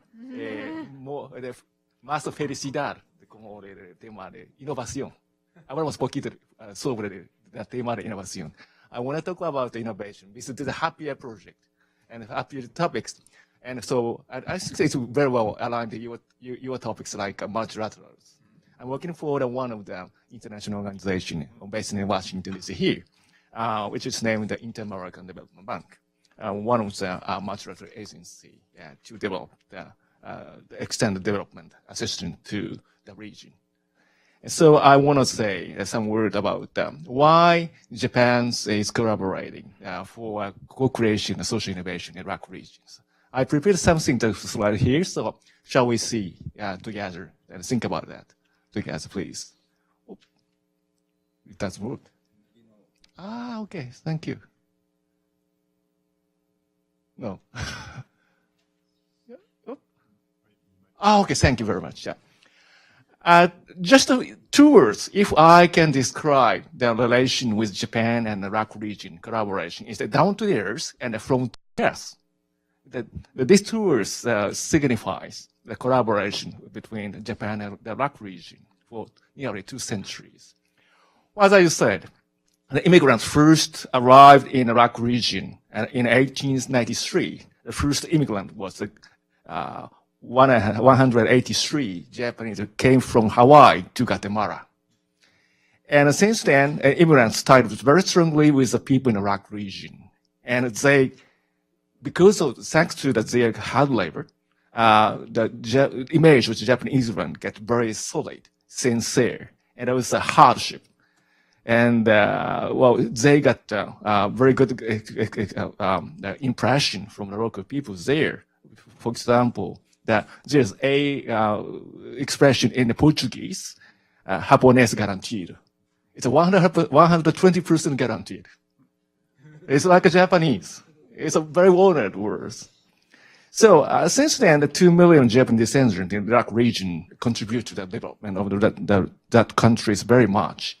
So this image, sincerity, hardship, and also collaborating down to the earth and from to the earth, that image combined to the industry there, particularly agriculture and fishery method.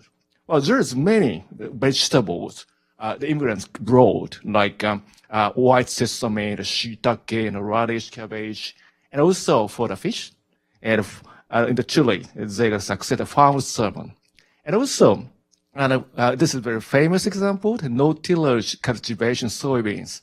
They got tremendous success to introduce the successful way of the agriculture in the soybean, Paraguay and Brazil. So this is a kind of image of how the Japanese can collaborate with the people in the Latin America and the Caribbean regions. So, yeah, this is a photo of the Cerrado in Brazil.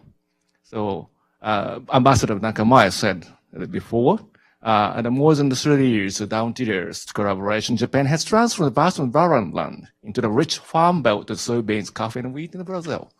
This signifies how we can collaborate, like juntos, with the people in Latin America. And I will tell you later, this is a very important element when we want to promote together for the social innovation inclusion in the region. Well, for example, this is a result. Oh, sorry. It doesn't come out. Why? Sorry, thank you. Now Japan is now trusted a long-term destinations and high-quality products from the RAC region. For example, coffee. Coffee import from the region have the share of 60% of the total Japan's import from the world. And the chicken is 90%, and the salmon 60%, wine 30%. So this is a kind of proof how Japan is trusted with a long-term destination, the high-quality products from the RAC. I want to share with you the one example how the particular person, a kind of champion, collaborates the development in the region. Can you see that in the middle of the slides, and the gentleman on the left side putting the hat? His name is Mr. Jose Kawashima, And he has been a long time working for the development of this region through the coffee beans. He tried to investigate and purchase the beans, the coffee, and he educated farmers to get the premier level of the quality of the coffee beans, then sell it as a premium coffee in Japan.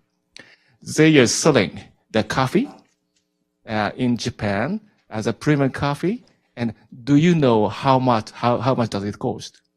For example, the Grand Cru, the premier, the quality coffee, and Jose Kawashima introduced import from the Guatemala and Honduras. Guess how much does it cost? Great, it's very close. Una taza, $100. See, 1 cup, $100. Because only member can drink that coffee. And so he tried to dig out that very precious first-class Grand Cru coffee beans that can be sold in the richest class in the Japanese society. This is the way how he can contribute to the development regions. Quality comes first. Quantity comes next. So recently, Mr. Kawashima tried to contribute through the movement, Café para la Paz. So, like I say, the country devastated in the war, and so they tried to reconstruct or rehabilitate their land. So, Kawashima extending with the collaboration with JICA to buy the coffee beans and to import to Japan to sell as a premium coffee. This is the way, this kind of the example, how the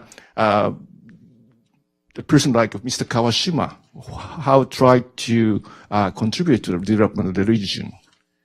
So, next, since I'm working for the EIDB, I have to come back one. Yeah, this is tricky. I hope I try to stop here. Okay, thank you very much. I'm working for the Inter American Development Bank. So let me explain how I can contribute to the IDB and also for Japan as an executive director from Japan for the IDB. IDB is playing very good role to be catalytic, the strategic partner of Japan to contribute for the sustainable innovation of the region. As you may know, Japan is the oldest member of IDB from Asia since 1976. And Japan is also the largest shareholder as a non-regional member of the IDB.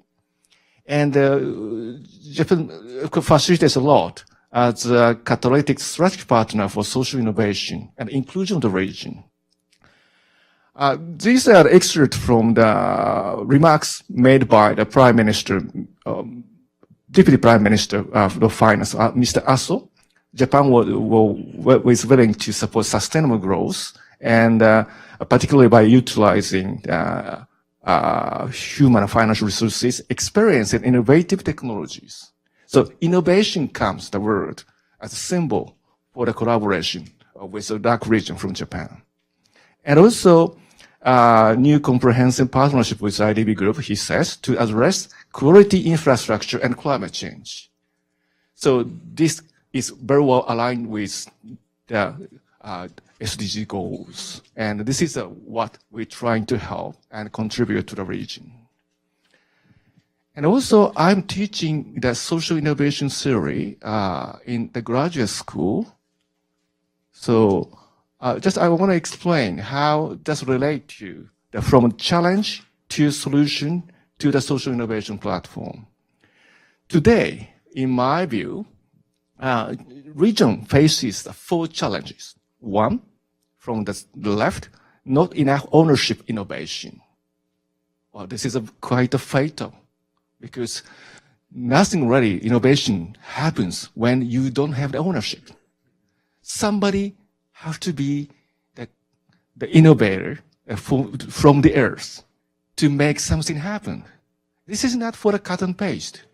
Well, It is not for the something you can just import from Asia or Silicon Valley or Europe, whatever, to paste here. It doesn't work. So we need really good ownership, the region, to make it happen as a social innovation. This is the challenge.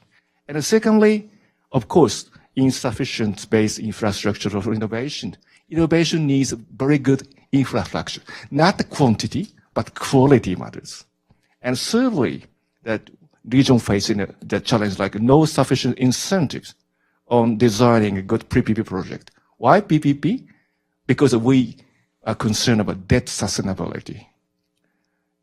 Next year, Japan hosts the G20, getting the button from the Argentina. And the debt sustainability and also the resiliency, infrastructure will be the main topics to be discussed. So debt sustainability will matters. And also, if we want to honor the ownership, just the not make the more burden of the debt on the country of the region. Well, of course, it is natural. We promote PPP project where we can incentivize the power from the private sector. However, it seems that no sufficient incentive to promote PPP project in the region. It's a third challenge. First challenge is inequality, exclusion on gender, handicapped person, and indigenous people. For example, in the region, 50% of the people has anyhow, in some any form, has a handicap. And many of them has not been included any of the form of the participation in the labor market, for example. So, and also the region is facing the aging. In the year 2030, 2040, from Paraguay, from Uruguay and Chile, Peru, they are coming to the stage of the aging society like Japan. However, I don't see any betterment of the inclusion of those people. So what is the solution for those challenges? For solutions, each of the challenge. One, for ownership, we need a participatory design. Secondly, insufficient infrastructure. Of course, we need quality, not quantity. Quality infrastructure. And for the no incentivized PPP, we need multi-sectoral or multi-stakeholder approach to get involved more private sector people, mobilization, not for the financial means, but also the talent and also ownership and idea of design. And fourth, for the inequity and inclusion, we need more flat, open platform to get everybody to join in that platform.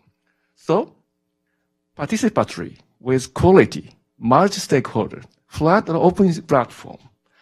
Wow, coincidentally, those four elements is well, I'm teaching theory of social innovations. This is a prerequisite to make the social innovation happen. Happy coincidence. So, this is quite natural. Japan's leverage point of the cooperation or co-creation with the region is of those four elements. Participatory with quality, multi-stakeholder, flat and open platform.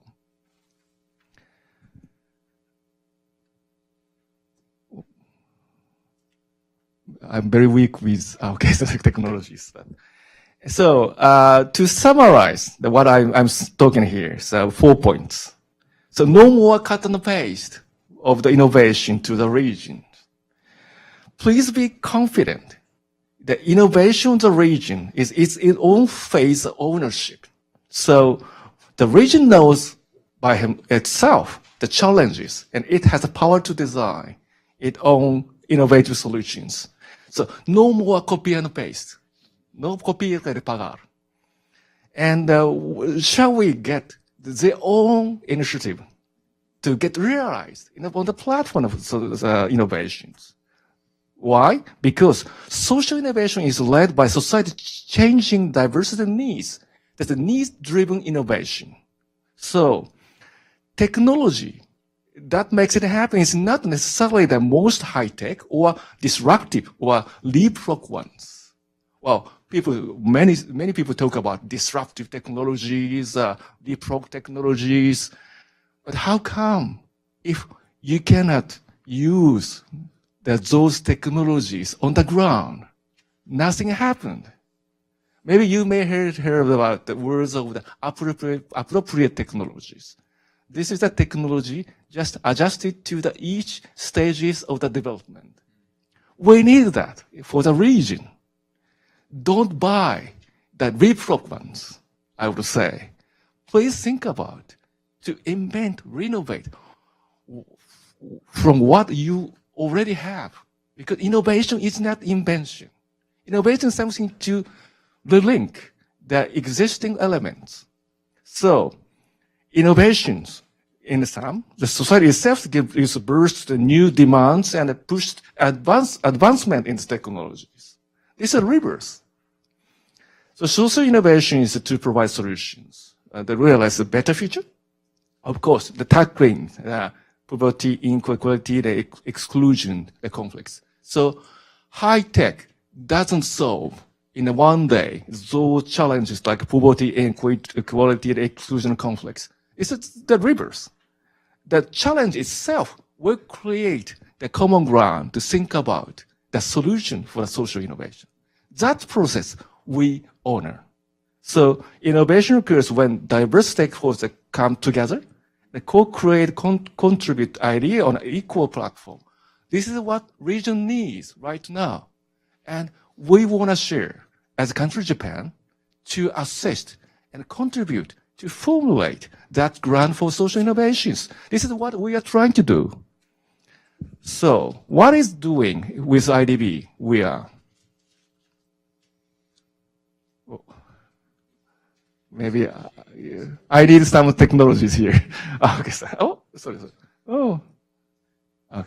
So we're trying to several the policies with IDB. The first one is co-creating the innovation platform. IDB has a very unique institution, which is named BitLab or IDB Lab. Formerly, we call it the MIF, Multilateral Investment Fund. This is unique in international agencies, like to create, enhance the innovation itself. So we, as a country, Japan, contribute the largest to the third replacement of that IDB Lab. And secondly, we are promoting the quality infrastructure. As Ambassador Nakamai said, the JICA and IDB established the co-financing program, the CORE, up to the 3 billion. And also, we extended some technical assistance grant money to promote quality infrastructure as a base in innovation. And also mobilization, it comes from JICA and JBIC. And recently, we disbursed some money to contribute to the IDB Contingent Recovery PPP Preparation Program to enhance the PPP initiative. This is the key to design the platform of the PPP. And also, we are addressing the common issues with origin in Japan. For example, the natural disaster management, the cooperation contributions through the Japan Special Fund, like we extended quite vastly the project to assist the rehabilitation of the Mexican earthquake and the flood alert system in Ecuador recently. So, lastly, this is a kind of image. We are extending assistance as a project of the JPO or GSF, the special funds or poverty alleviation program through the IDB.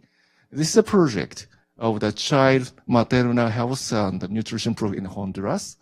And also, this is a project in Peru, which is named Sinfonia por Peru. This is social inclusion project by mitigating poverty and violence through the music education. Well, there are two sets of orchestra. according to the traditional folklore orchestras and also the classical, the Western classical music. So, and also we have, that project provides the opportunity of the employment by the repairment of the instrument also. And I feel very much significance of this project, WeLog. This is the project by the handicapped persons themselves to co-create the map for the cities. Well, if you know that some person in a wheelchair, you would imagine easily that you cannot move around easily in the cities. So by themselves, they using the hackathon or bottom-up approach by utilizing the IT technologies, they share the map, which indicated the walkable, movable for the wheelchair users. And now they're trying to disseminate this project to all over cities of the Latin America and the Caribbean regions. This is some kind of image we're trying to honor and also enhance the social innovation and inclusion in the region. Thank you very much.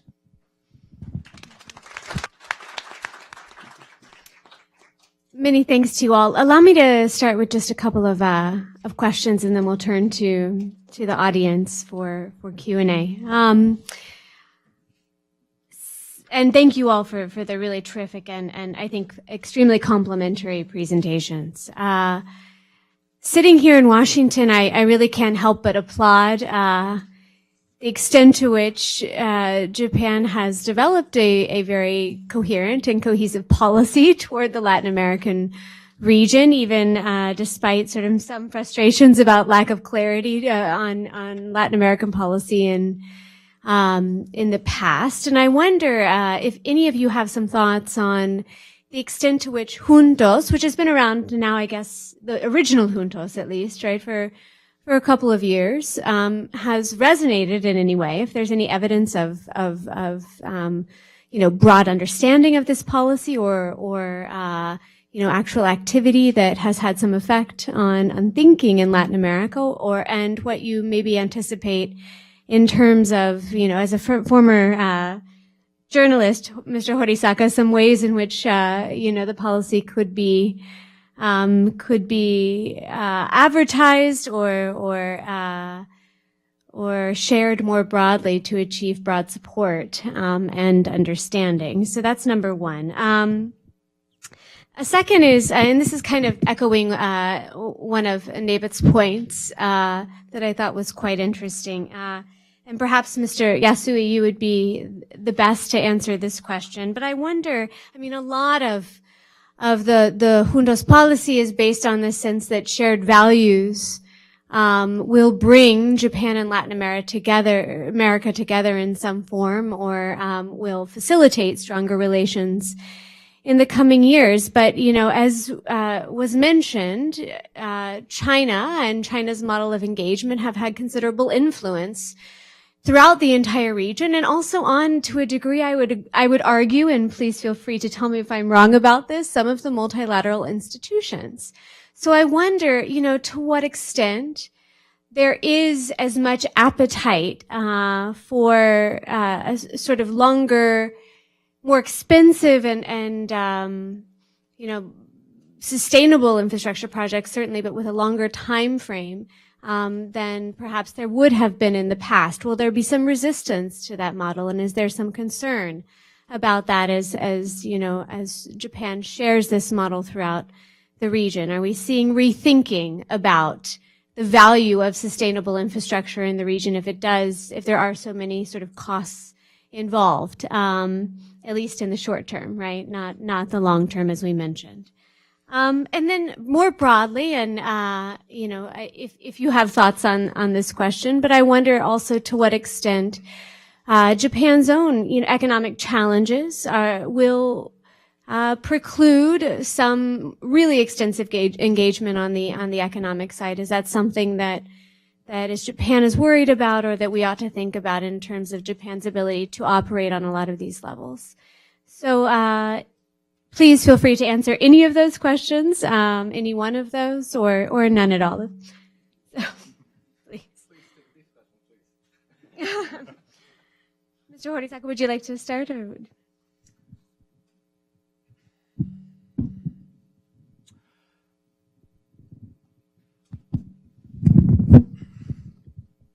Well, your talk was very stimulating, and but when we think of China and present situation in the world, one thing is we must make clear that we ourselves clear is that Japan is not anymore the second largest economy in the world.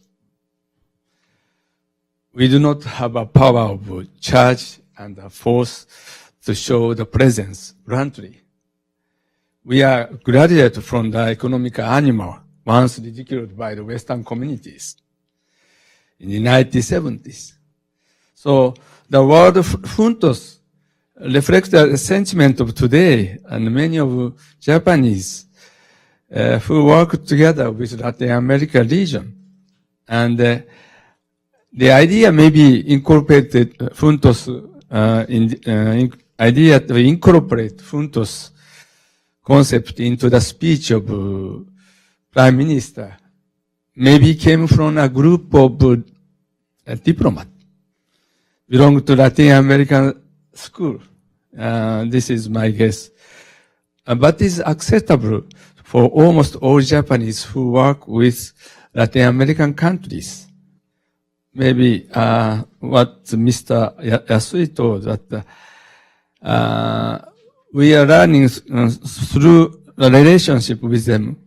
And from them, we are started to think that we better to have another concept to work together with Latin America. And then came Juntos. And it is probably fair to say that Japan came to Juntos concept as a result of the way it has built various relations based on the idea of mutual economic complementary relationship in the past. In this experience, who work hard at sight generally got a close affinity with Latin American culture and people, in spite of language barriers and the distance we have between LAC nations.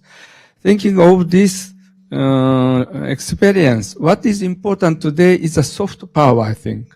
It is much more important to work together using the various ways to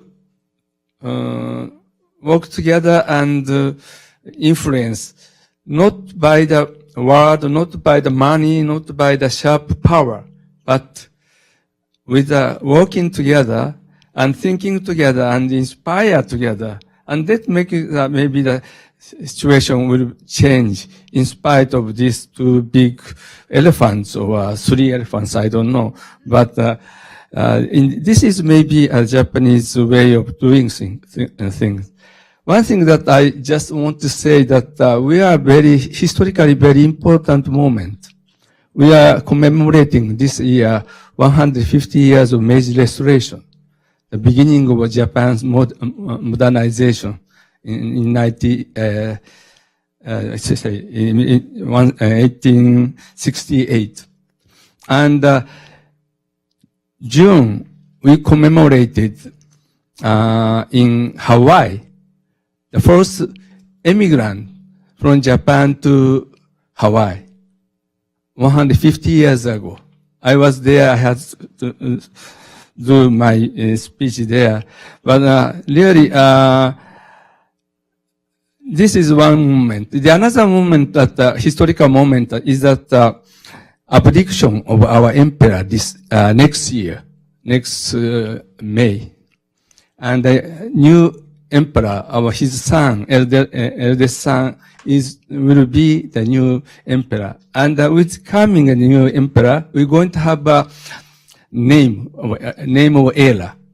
And this is independent of the Western calendar. And every emperor has a name, a specific name or era. So people are waiting what kind of name will be put for the era.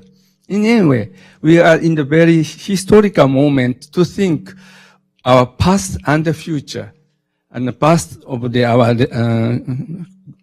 development and the future of how we can act in the international, very complicated, even more complicated world that we are going to face. And so this is very important historical moment to think past and the future of Japan. And in this context, world like Funtos, that can bring another type of relationship that we can have, different from when we were talking about economic, mutual economic complementary relationship. No, let's go to have another type of relationship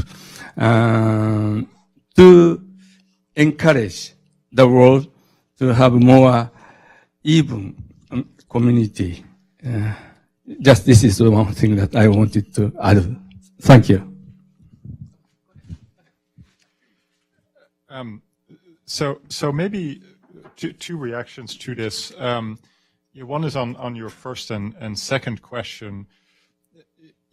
What I notice in practice as we deal with, particularly as we deal with Japanese interests in Latin America over the past couple of years, is that there has, I think, been a very positive shift towards a lot of appreciation of the relationship and of Japanese investment in Latin America, of Japanese trade with Latin America both ways.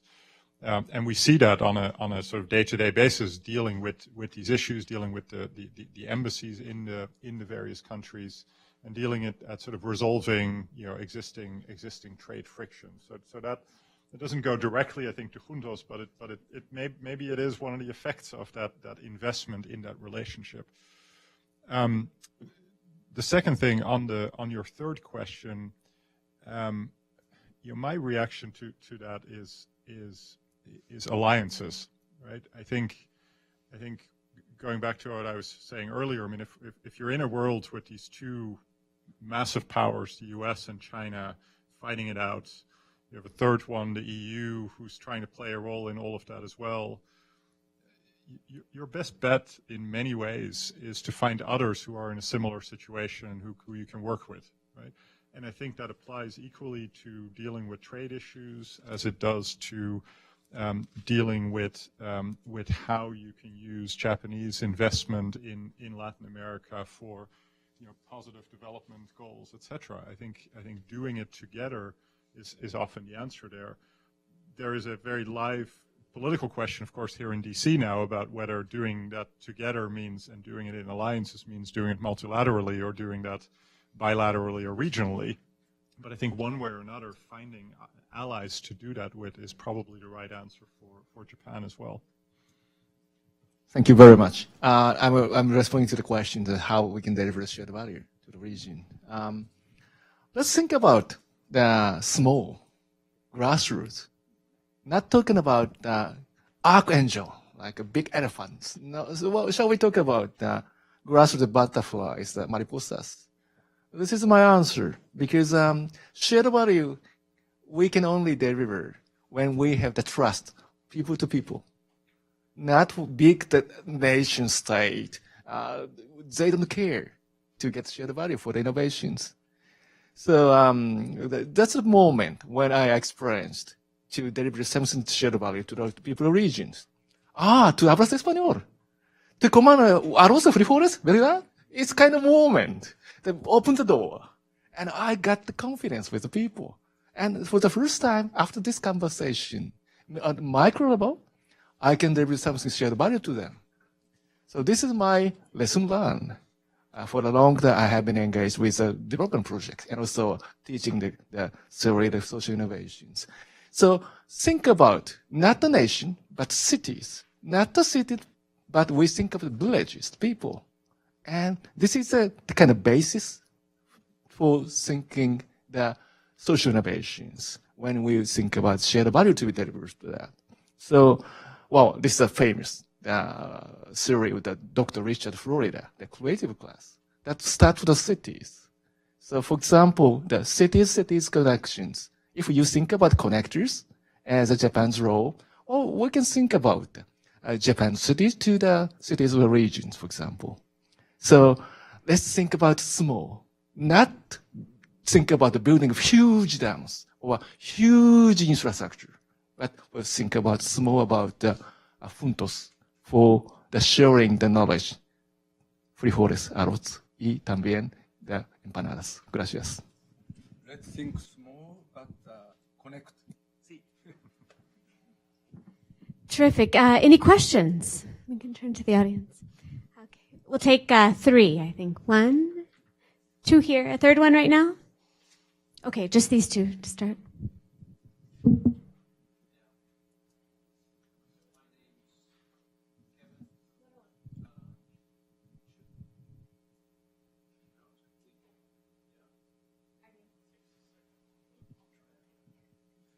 Yeah, my name's Kevin. This is sort of a reverse juntos question. One of the biggest news out of Japan recently has been the allowance for new migrants into Japan, the 300,000 that was approved by the Diet last year. Previous initiatives like that have given some preference to Nikkei, Sansei, Nisei, etc. Do you see that will have any impact on Latin America? Will there be any preference for Latin American workers to come in? And how do you see that extending on into the future, just in general, in terms of the thing that Margaret mentioned before about the economic decline in Japan as a result of the declining population?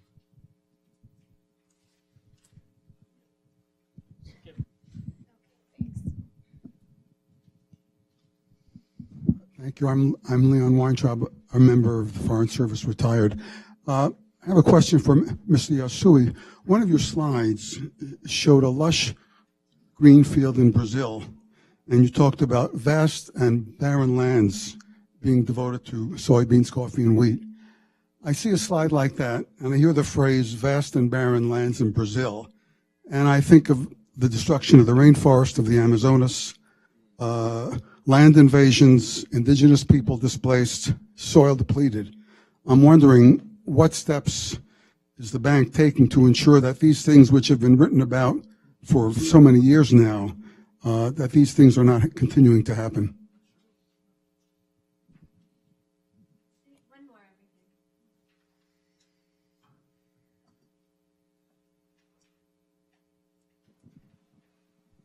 Thank you very much. My name is Hernan. The presentations have been basically focusing on the collaboration from the Japanese point of view. I want to put a little bit of the other side. In Latin America, the idea that innovation is needed, that more collaboration is needed, has been discovered a while ago. But it doesn't quite work. And I think it hasn't quite worked because there's some structural issues within the countries that need to be tackled. For example, when you, as you were saying yourself, if you don't own the property, there's no particular reason to innovate. Well, those that own are having a very nice flow of income, so there's no particular interest for them in innovation. So how you tackle with that particular issue, which is how do we make, I guess, some sort of redistribution or somehow so that people that have a very comfortable level of life without the innovation will acquire the innovation.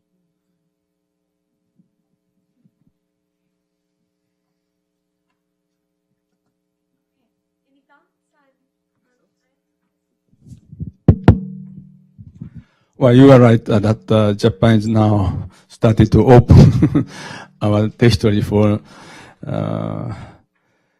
new workers. And this is because that the lack of manpower in Japan is starting to be serious. But still, I am not so favor of present government decision, because I myself think needs to study much more what happened with those foreigners living in Japan and their situation, and still lack a discussion in this sense. But thinking of Nikkeis in Japan, they are staying in Japan more than 20 years. Since 1990, started to open them, and I invite them to work in Japan. And these are very important for Japan to change the mind. Japanese to change the mind, and especially in the local areas. Until then, most of foreigners coming to Japan is to the cities. But those workers from Latin America, Nikkeis, came to the interior of Japan where the factories are, so that it is very influential to the local areas and to change the mind and maybe the preparation for the accepting the other nationality into Japan. So this is very important, and also very important for the relation between Japan and Latin America, that the presence of Japanese descendants and their community in Latin America and also in Japan can be the interpreters between the LAC and Japan and the two sides. The Minister of Foreign Affairs and the specific Mr. Kishida, a former Minister of Foreign Affairs, set up last year a panel of experts on collaborating with the community of Japanese immigration and descendants in the LAC region, specifically in LAC region. The panel was composed by experts from local governments, the business communities, and academia and Nikkei-related organizations, and the academic society, including me. I was a member of this panel. The panel found out that four aspects. One is a rapid generation change to the fourth, fifth, and so on, changing this Nikkei community in Latin America. Two, Japanese festivals and culture and sports activities are spread in the region. It was very surprising that in 2017, more than 200 festivals was organized in Latin American areas. 200 Japanese festivals. Okay? And three is a participation of non-Nikkei people is seen in the various Nikkei organizations. And fourth, the formations Nikkei network crossing the borders, such as Pan-American Nikkei Convention, can be seen. In light of these phenomena, panel reached the understanding that the current time is extremely important for advancing initiatives, shifting focus from cooperation to collaboration, which is one step further ahead. And Prime Minister Abe delivered a message in a speech in Buenos Aires in November 2016, not this time, 2016, to Nikkei leaders who had gathered from many parts of Latin America, describing them as a bridge of friendship that will enable Japan and LAC to be truly juntos. Many of course, these people are totally naturalized in own countries. Nevertheless, it appears that there is an intention to use this precious human network, a connection, or a channel, as a part of effort to build a firm and lasting, what I should say, understanding between Japan and Latin America. This is what I want to comment.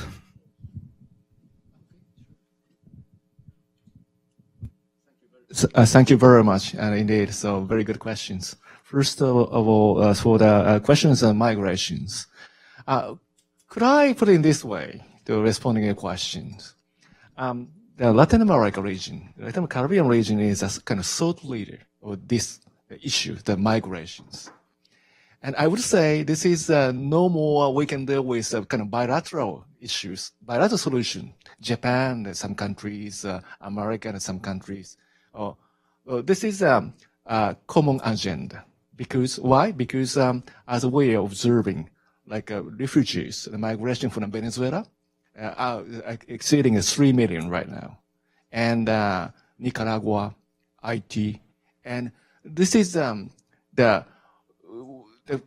issues we cannot solve by the bilateral solutions. Rather, we have to do as a common approach, I would say. This is a kind of 21st century common agenda matter.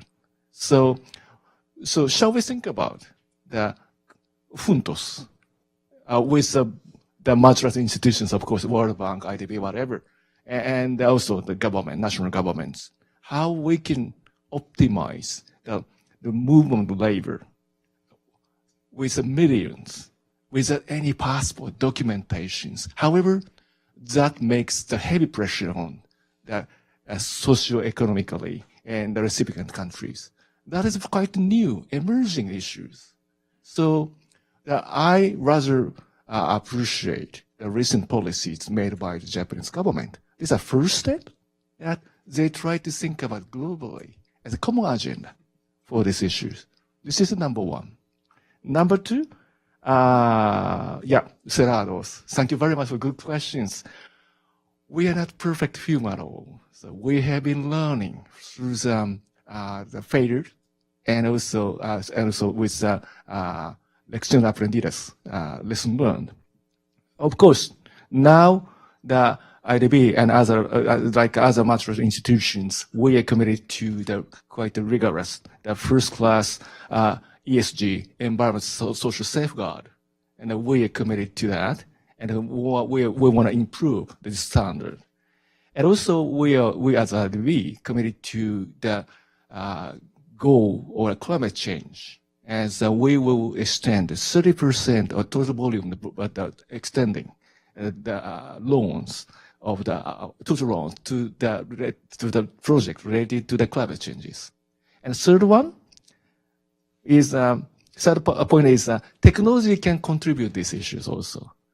As a second part, I believe Dr. Togami of the PS Solution will have the statement, a presentation, how their technology can contribute the eco-friendly and harvest increased the agriculture technology for the rice harvest. So this technology can contribute also to mitigate quite delicate balance between the development and ecosystems conservating. Third one, innovation. Thank you very much. Maybe the floating revenue will impede any ownership for the innovations. However, could I share with you one experience when I visited in the city in Bolivia? Well, I saw that many young people try to do something, learning from the Silicon Valley. So I asked the reason why you are so comfortable with a local society. What drives you as an innovator? They answered to me unanimously. Well, I'm just curious. What happens in the outer world, as an innovative world, like Silicon Valley, Tokyo, Los Angeles, and city of Berlin, and Paris, and Madrid. So we cannot stop these curiosities. And this curiosity comes to the initial motivation for the innovations. Money doesn't dump out this innovative mind. So what we're trying to do is put the fire on those minds to be curious, more curious. So, however, this is challenging, of course, because if we talk about blockchain technologies, how many programmers can actually do the programming in the blockchain in a region? Do you know that? How many of that? Only 2,000. We need 10 times more to enhance the innovation of blockchain in the regions. We need a vast amount of the people as innovators to push on that. So, well, I have to be very humble. However, I I would be very grateful if I can put some fires on the younger generation of the region to be innovator. This is my answer. Thank you all. I think perhaps now, yes. Thank you all.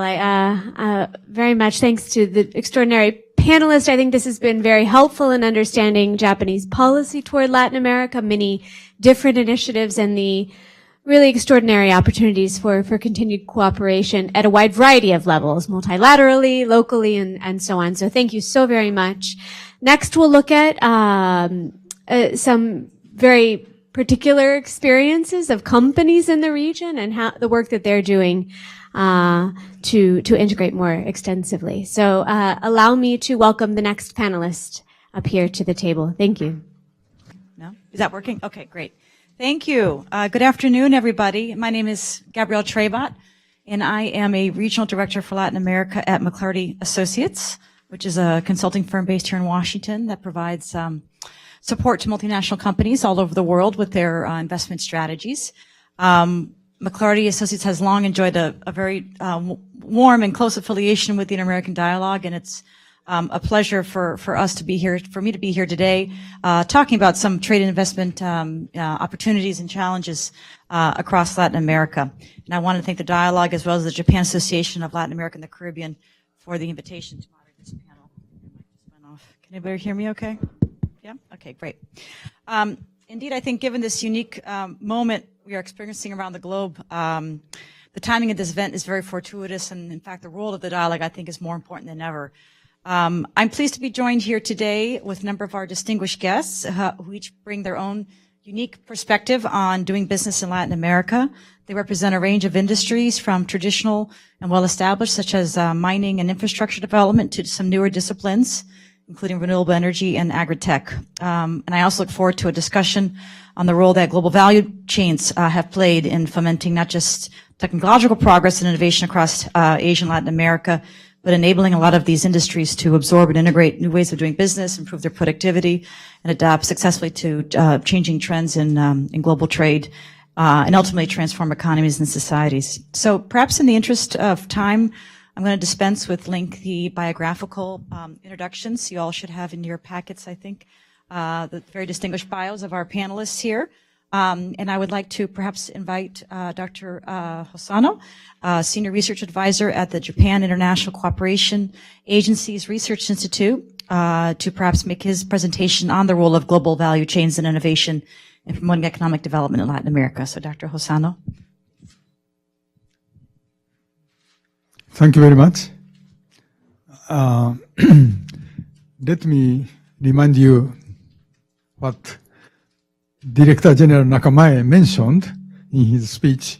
He said, Japan and Mexico have passed its traditional bilateral and mutually supplementary trade relations to that of building global value chain with their view towards the global market. Here is a very important message, because compared with traditional complementary or supplementary relations, we are now progressing in building global value chains in which we are partners. I think this is a very important kind of paradigm change from complementary to partnership. And that is one point which with which I would like to start my presentation. Let me.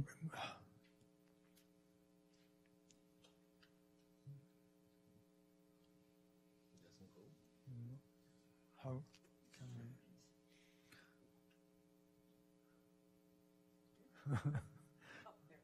I? Okay, thank you. Well, this title of the first slide is Global Value Chain, GVCs have become a dominant feature of the global economy. This is from APEC Leaders Declaration 2014. Accordingly, at the same time, Japan and Latin America is building global value chain in different sectors. So a key issue now is how to maximize benefits from GVC participation as a way of promoting technological upgrading and growth. As such, enhancing cross-Pacific value chain and innovation is an essential part of building quality cross-Pacific business ties. I'd like to get insights from outstanding cases of such value chains to deepen our understanding of the dynamics of value chains. Next slide. Sorry. Yes. Mr. Yasui, in the previous session, talked about the Cerrado agriculture. First case of value chain is the, excuse me, I'm now starting with different case. Sorry. The first case is automobile industry in Mexico, where massive increase of Japanese FDI has taken place since Japan-Mexico EPA 2005. But what is more important is the participation of Mexican auto part industry in the value chain. That expanded very significantly. As you see in this red circle, that is a supporting industry. And this part is particularly important in case of Japan and Mexico car industry value chain. Why? This is a key factors. Next slide. Sorry. Key factors behind this process is that first of all, EPA, Economic Partnership Agreement, and Committee on the Improvement of Business Environment in the context of EPA. This is the most important aspect of this process. And at the same time, the second important factor is the two countries' cooperation for nurturing, supporting industries, especially auto part makers. There was a strong cooperation programs. As you see on the right-hand side of the same slide, there have been several JICA programs in Mexico to strengthen the supporting industries. And at the same time, Japanese management practice, Kaizen, or total quality management, contributed both directly and indirectly to improve the quality and productivity of auto part makers, local or Mexican auto part makers, enabling their participation in value chain. And in this way, we are, Japanese automobile industries or assemblers are partners of local Mexican suppliers and making this value chain a very important part of partnership between Japanese enterprises and Mexican enterprises. The second one is related to Mr. Yasui's presentation. He talked about the Cerrado agriculture. The second case is enormous, really enormous food value chain of Brazil. Here you see an example of food value chain consisting of soybean, feed, meat, and processed products. As Mr. Yasui said, 93% of Japanese imports of chicken is from Brazil. From this part of value chain, it is a very small part, but it demonstrates how this value chain is connected between Brazilian agriculture, processing with feed, producing chicken and other meats, with traceability and feedback of information on taste, quality, safety, etc. This enormous value chain has been constructed for years of works. Key factors which made possible this, the building of this value chain are following. Next, please. One is breakthrough innovation, enabling a vast land of the Cerrado, believed to be totally unfit for agriculture, converting to one of the most productive agricultural regions in the world. The left-hand side photograph is the before, and right-hand side photograph is after the development, but sustainable development agriculture in the Cerrado.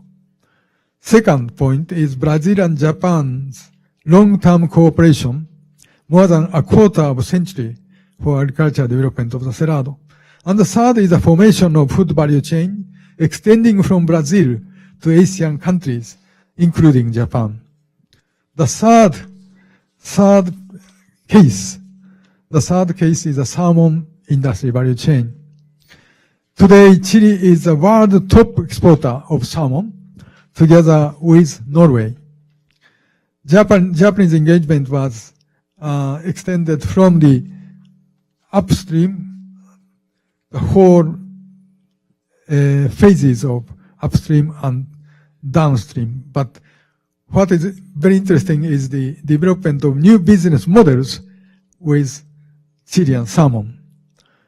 Key factors which enabled this development is that, first of all, Chile and Japan long-term cooperation, again, a quarter of a century for salmon culture and processing industry.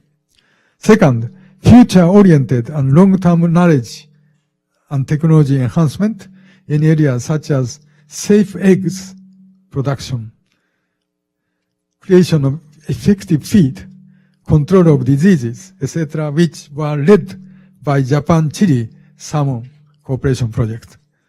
The third point is the formation of food value chain extending from Chile to Japan, providing processed salmon for new business models innovated in Japan, such as conveyor belt sushi bars, kaiten sushi.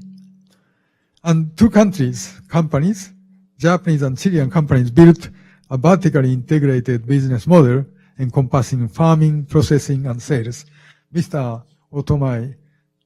Omatoi, sorry, he knows very much more than myself about the salmon industry in Chile. The fourth case is the copper mining and processing value chain.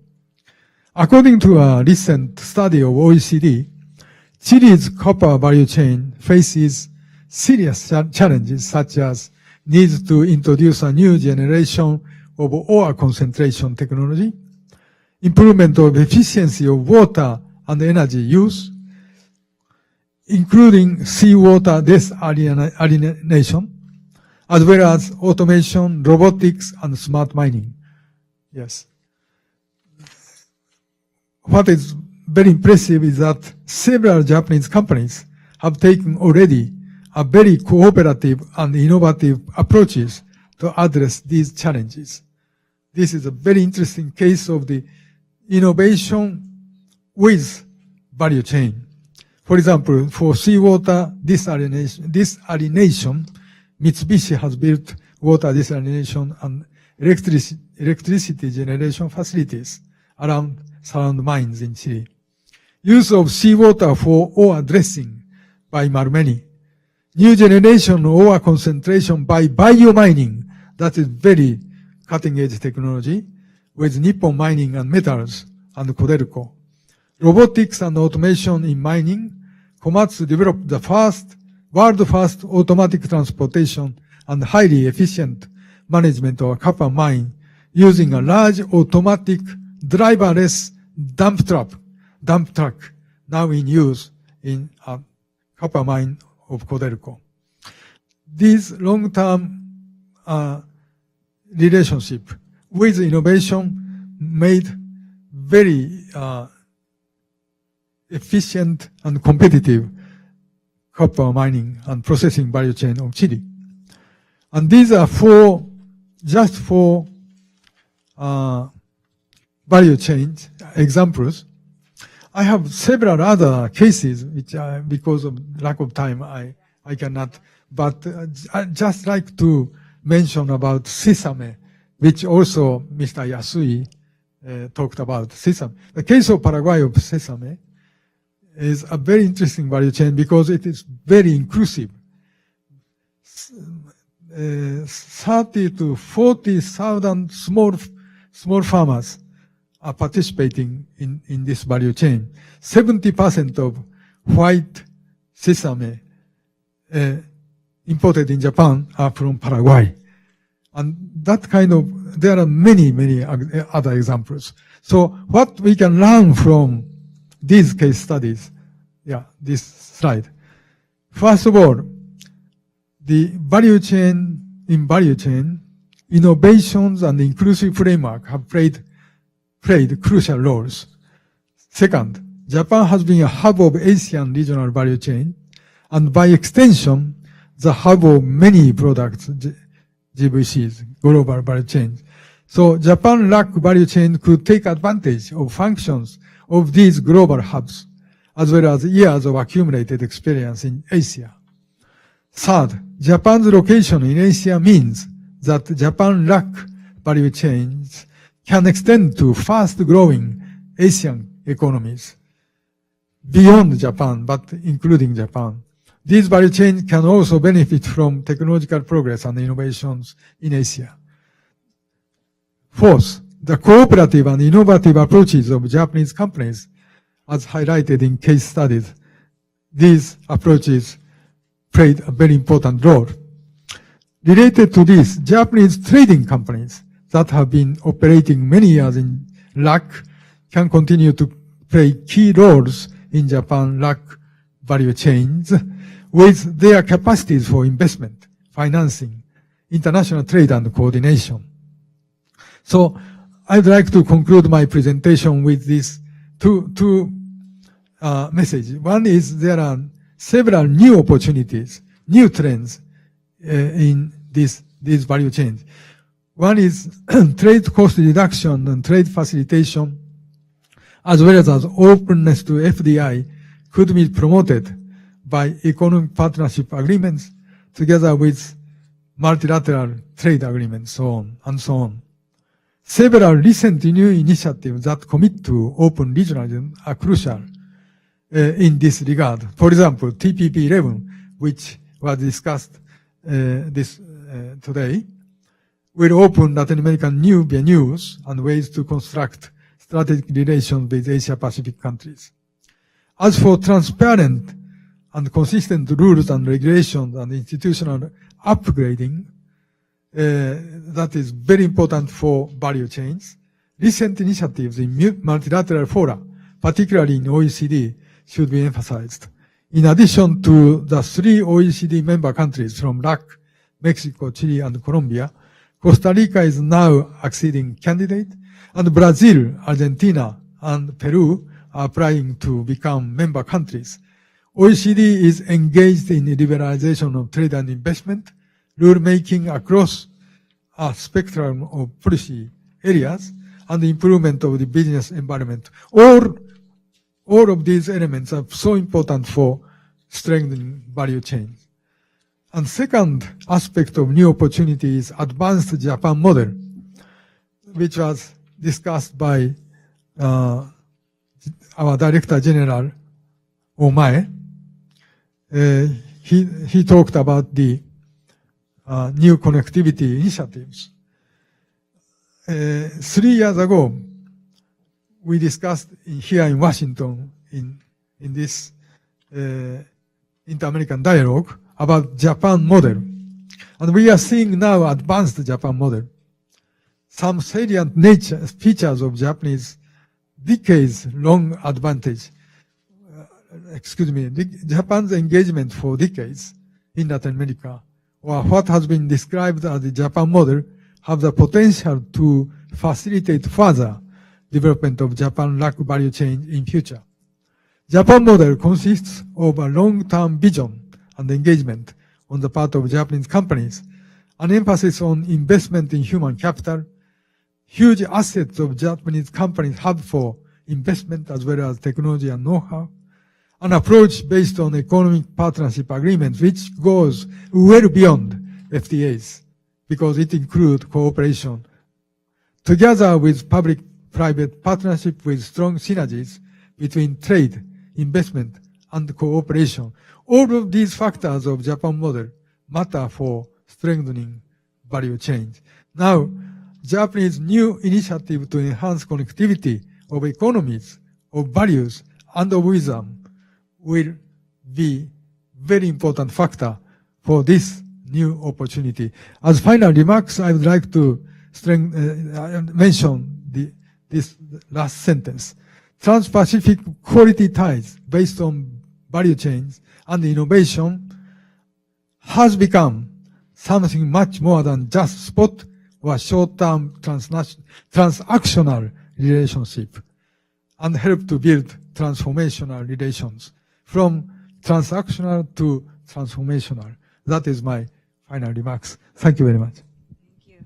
Thank you. Thank you, Dr. Hosono. Thank you for your insights and your research. I'd like to now ask Mr. Tadashio Matoi, President of Mitsubishi Chile, who will share with us a presentation on Mitsubishi's impressive and very diversified investment profile in Latin America. It doesn't come out.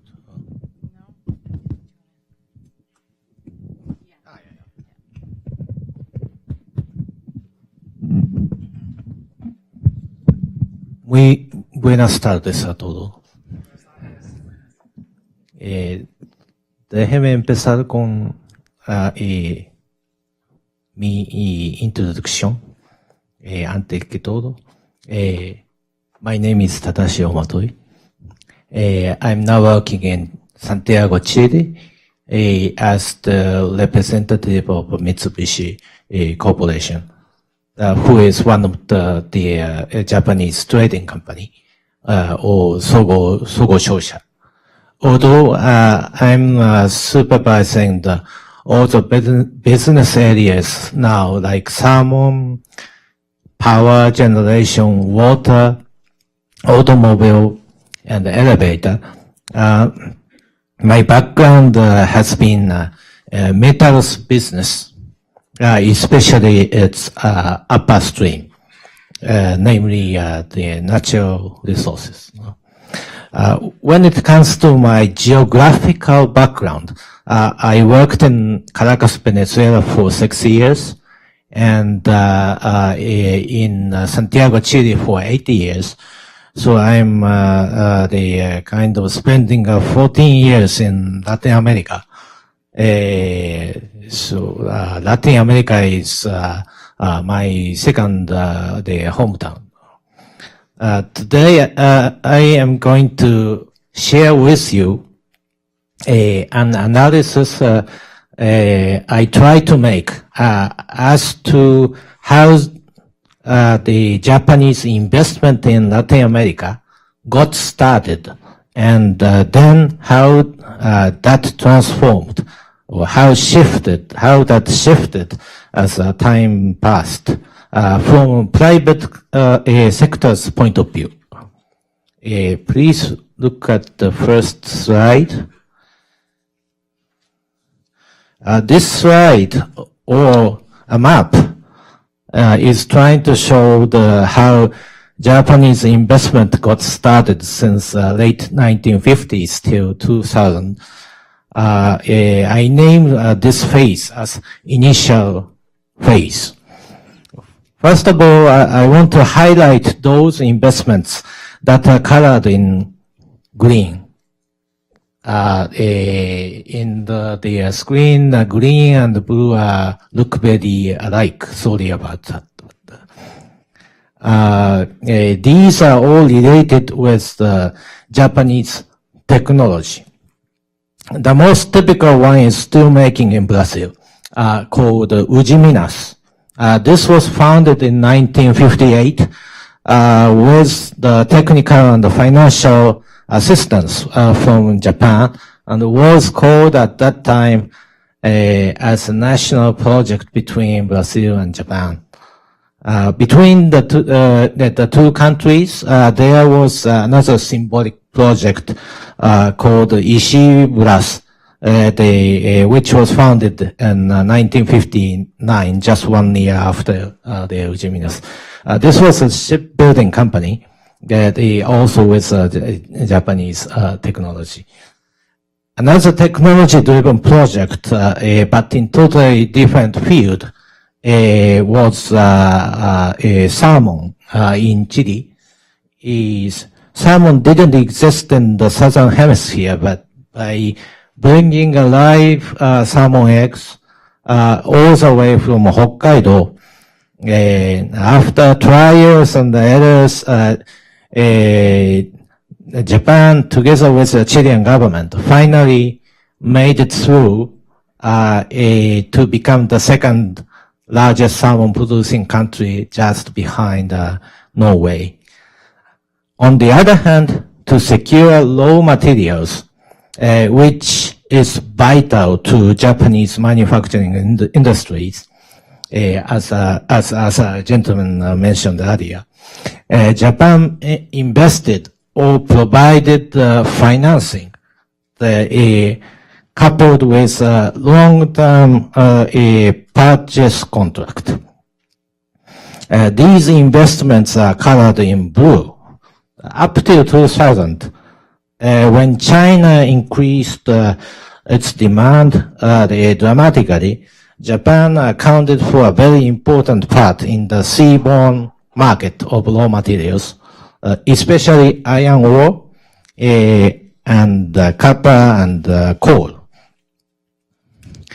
Lastly, on this slide, it is worth mentioning that car manufacturers like Toyota and Honda started establishing their production platform in Brazil in late 50s or early 60s. And companies like Sony, Mitsubishi Electric, Ajinomoto, they also started their local production in Latin America about the same time.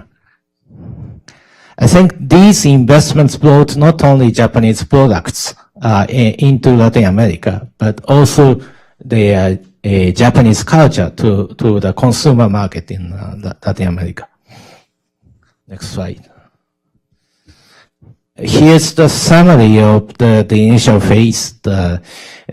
A definite necessity of importing natural resources to Japan, especially copper and iron ore. And this does not change even today. Japan's important presence as the buyer in the seaborne market of natural resources. This means in order to develop a new mine, Japanese buyers' commitment to buy the final products was indispensable.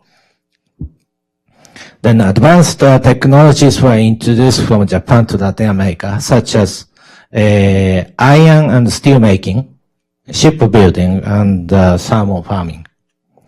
Therefore, there existed a win-win relation between Japan and the Latin American countries. On the other hand, the Japanese cars, electric equipment, seasoning, etc., arrived in Latin America, looking for a new market. Next slide, please. Here I talk about what happened after year 2000. I named this period as the second phase of Japanese investment in Latin America. Making this map, it was my surprise that the most of important investments made after 2000 were concentrated in mining or mining related. As China grew rapidly and strongly since early 2000s, Japan's presence in the seaborne market of natural resources as buyer, had decreased. And the investment, the model where Japan contributed as the main destination of output was no longer viable. Nevertheless, Japanese companies, most of them were trading companies like Mitsubishi, who I work for, invested in the 12 mining projects in Latin America. What happened? I think this had much to do with the growth strategy of Japanese trading companies. Namely, they were transforming themselves from a trading company to an investment company. And in the last 5 years or so, it seems to me that they are trying to go even further. I mean that they're trying to have a greater influence in the management of the mega projects of mining. I think the clear sign is that they are increasing their equity participation, sending directors to the board meeting and sending members to subcommittees despite of a huge magnitude of investment money required. Having said this, the technology-oriented investments, as we saw in the initial stage, still continue in this phase in certain areas. Investments in galvanizing steel for car industry and investments in seamless pipe for oil and gas industry, both were in Brazil, are good examples where high quality product was required. Next slide. And here's a summary of the second phase. Chinese economy grew sharply since early 2000s. Consequently, Japan's lower presence in the seaborne market. In the meantime, Latin America caught up in some technologies such as steel making of ordinary grade and thermal farming.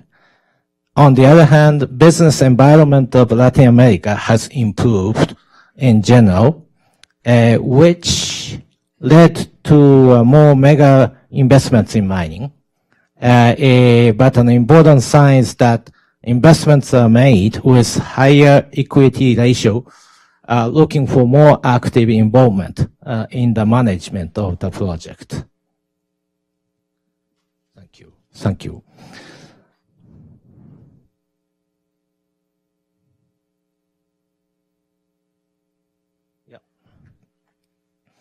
Here, I try to analyze what would happen in near future. This is my estimate and guess. Japanese investment only accounts for, according to my understanding, less than 5% in the total investment into Latin America. While China is gradually increasing its investment in the region. What's the next opportunity for Japan? I consider that the survivors from the initial phase and the so-called hands-on model in the mining business in the second phase continue to be the core or the center of the Japanese presence in Latin America, while at the same time I expect the arrival of a new wave. The background that I see is the recent changes of people living in Latin America. I'm also living in Latin America. Middle class buying power is gradually improving to make the market greater, the consumer market greater. And thanks to the internet, the cultural globalization is taking place, which would give more understanding of different cultures. And people's lifestyle is changing. For example, average time spent for lunch on weekdays is getting shorter and shorter in Santiago. Well, it was very long, 10 years ago. And people tend to live in smaller apartments in Santiago. This kind of changes will lead to new taste, a new service, and a new infrastructure. Here, I see an opportunity of new investment from Japan that are focused on the consumption market. Maybe this trend is already underway. In Brazil, there is a Japanese fast food chain called Sukiya, operating 10 restaurants in São Paulo. And in Peru, there is a Japanese retail shop called Komonoya, who sells daily goods at 6 sol, which is equivalent to $2. Japanese retailers, fast food chains, and urban developers already have successful experience in Asian countries outside Japan. Of course, there always exists a competition, but I believe the quality and the culture of Japanese products and Japanese systems would have another success in Latin America. And here goes the summary of the last slide. As a background, increase in buying power and change in its culture and lifestyle. Therefore, I consider Latin America is ready to accept different cultures. When looking at Japanese retail, fast food, and also urban development, they are already in overseas market looking for the next target. This trend is already seen in Brazil and Peru. I guess and I expect Chile may be the next target.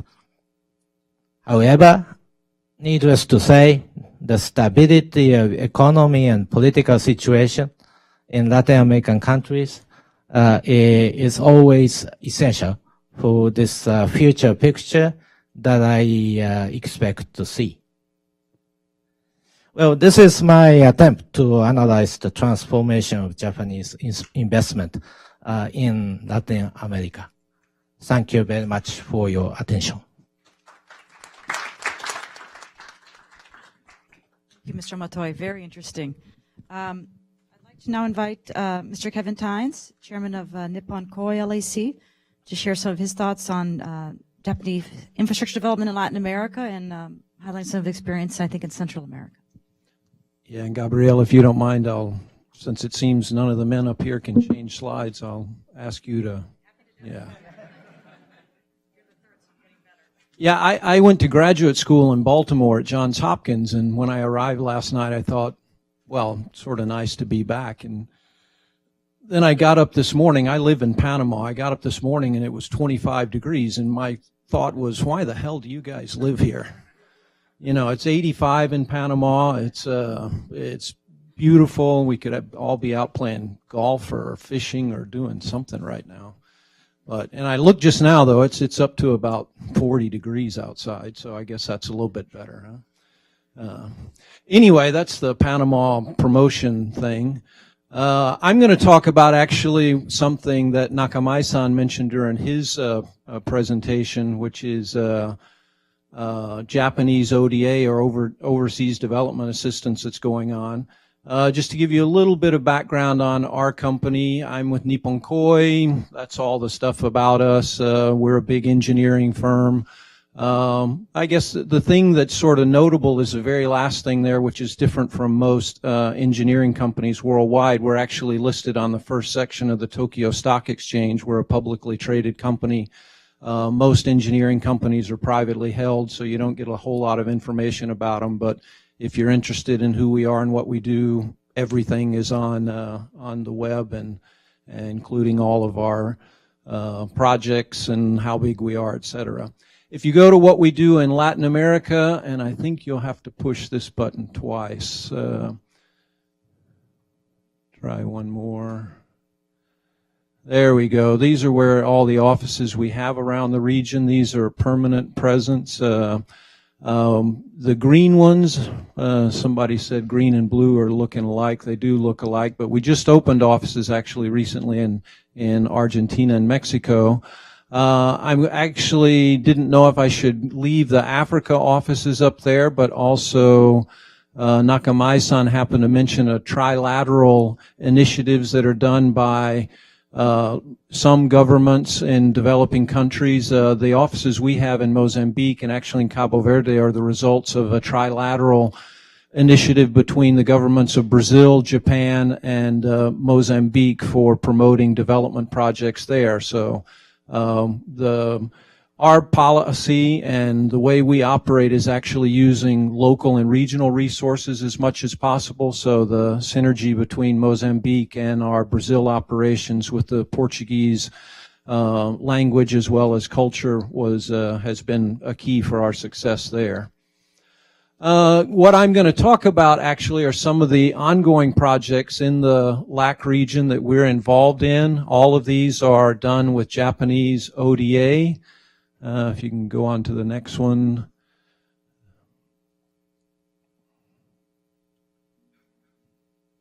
There we go. This is the first one. This was also alluded to by Nakamai-san in his presentation. This is the Panama Metro Line 3. It's an expansion of the Panama Metro system. Panama started its metro system about 10 years ago, the original construction with Line 1. They're just about to finish Line 2. We're doing the engineering and actually right now gone out to bid for the third line of the metro. If you can click it again there, Gabrielle. If I'd known how hard it was going to be, I wouldn't have made so many clicks in this. But basically it runs from the city center out to the western suburbs and will actually go across the new fourth bridge over the canal that's already been contracted to a Chinese contractor, by the way. We started the original designs in 2016. There were some studies that were done before that were actually promoted by the Japanese government as well. It uses Japanese monorail technology. Hitachi is providing the equipment. We're in the construction bid phase as we speak. We should be receiving the bids for the civil works in either late January or early February, depending upon whether there's an extension. And the total amount of the loan, which has been given through JICA, is about a little over $2.5 billion US dollars. It's actually quite a large project. It's one of the largest projects that Japan is doing anywhere in the world. Next slide. Here's another one that's specific to Japanese type technology. This is a geothermal project, which is in Bolivia. It's a bit smaller, but still actually quite a big project. About almost $600 million is the loan amount. For these, I'm actually not given the project cost because they haven't been bid yet, and that's information we don't divulge until we actually have the contract signed. But you can get an idea of what the project size is just by the loan amounts. This was something that was started officially also in 2016. We're right now in the well confirmation phase. Geothermal energy is actually a lot like the petroleum energy in that a lot of the largest costs are the upfront cost. You have to confirm that there's actually accessible hot water that you can get to, that you can drill down to, and that's the phase that we're in now. Once you do that, again, it's sort of like the petroleum industry. You just sink some wells down in there and you draw the hot water out, and that's what's used to turn the turbines. And the good thing about it is, unlike the petroleum industry, it's very renewable, it's very clean, and it just keeps going and going and going as long as the wells will provide the hot water. That's expected to come online around 2024 and is a very good project, as you can imagine. Adding 100 megawatts of geothermal power to the Bolivian power grid will be a substantial improvement for them. Next slide. These next ones get into more what I would consider just traditional Japanese ODA, which is really using the for local development projects. This one is called San Miguel Bypass. San Miguel is the second largest city in El Salvador. They have a big problem just because of heavy traffic going through the city center. So the Japanese government is financing a bypass road, basically a way to get around the city, mainly for the heavy trucks that are coming from the ports in the south back up to San Salvador. It's almost 22-kilometer four-lane highway. You can see the route that's shown there. San Miguel is the dark brown portion in the middle. The detailed engineering started in 2017. It's also in the construction bid phase, and the total amount of the loan given by the Japanese government is $110 million US. Another similar type project, this one in Florianopolis in Brazil, in Santa Catarina, is for the expansion of their wastewater collection system. Florianopolis is a very beautiful city right on the Brazilian coast. They have had problems because of contamination of the wastewater into the bays particularly.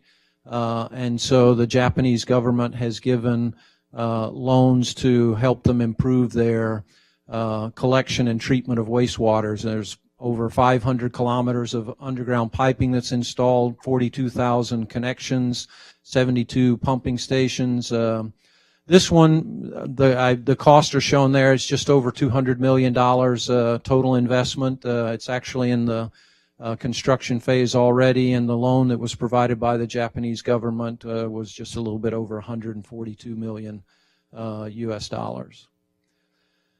And then the final project, again, this was more for rural development. It's an expansion of rural roads in Paraguay, in 3 of the departments in rural Paraguay. This is actually a follow-on. This is the 3rd phase of a multi-phase project. To date, there have been over 600 kilometers of roads that, rural roads that have been paved using Japanese financing. This started in 2013, and if all goes well, it'll actually be completed in November of next year. Relatively small compared to the others, but actually has quite a big impact on the local communities. And something special about this that's different from a lot of the projects that are done in this way is that all of the construction was locally procured. The Japanese government in this case allowed for local competitive bidding so that the work's actually being done all by local contractors with quite good results and as I say, with very definite positive impacts for the communities that are near the projects. That's all my presentation. I'd wondered if anybody from ANA is here. I know that they're one of the sponsors. Is anybody from ANA here? You're from ANA? Oh, you're not. Because, yeah, they've been saying they were going to have a direct flight from Tokyo to Panama for about 10 years, and so I wanted to lobby just to see if we could get that on the thing. So if anybody knows anybody from ANA, please tell them we'd really like that. So. Thank you, Kevin. I'd like to now call on our last speaker, Dr. Takashi Togami, who's director of the Agricultural Science Lab at PS Solutions, a subsidiary of SoftBank. And he's going to give a presentation on applying IT and innovation in agriculture in Latin America. Dr. Thank you, Gabriel. Could you switch on the slide? Yes. Well, good afternoon, everyone. I'm Takashi Togami from PS Solutions Corp, and I'm a bit worried about my presentation because what I'm going to talk about today is something practical and technical in agricultural section. And so I hope I can give you useful information by the end of my presentation. Anyway, PS Solution is a subsidiary company of SoftBank, as Gabriel said. And why IT company in agriculture section? And that is because the application of information communication technology has a greater potential to solve so many issues we are facing in the world. So, first of all, please let me talk about a little bit about the current situation in agriculture and the world, the issues we are facing. So not many people know agriculture is the industry that uses most of water. For example, Japanese major industry is not agriculture, yet used 67% of total water usage in 2011. This is a bit old static data, but pretty much the same right now. And so I would like you to imagine if it is a country whose industry is, whose major industry is the primary industry. On the other hand, world population is continuously increasing, especially in Asia and Africa. So it is obvious that increase in population leads to increase in more requirements of water. So more population, more water for living and more water for food production. So in agriculture, the development of optimal water management method that maximize crop yield with limited water resource will be required. Another agriculture issue is greenhouse gas emission from agriculture. It is said that methane emission from paddy field is 27% of the whole anthropogenic methane emission in the world. I have mentioned water resources, world population growth, and greenhouse gas emissions. However, there are more issues in agriculture, such as food security and safety, traceability, and climate change, and sustainability, and so on. So it is extremely hard to cope with the issues or to solve the issues by implementing the same cultivation method until now. So new methods or tools contributing to solve the issues are strongly required. Next slide, please. So in order to solve these issues, it has begun to apply new technologies in agriculture, advanced technologies such as IoT, big data, AI, and CPS, which stands for Cyber Physical System. Next slide, please.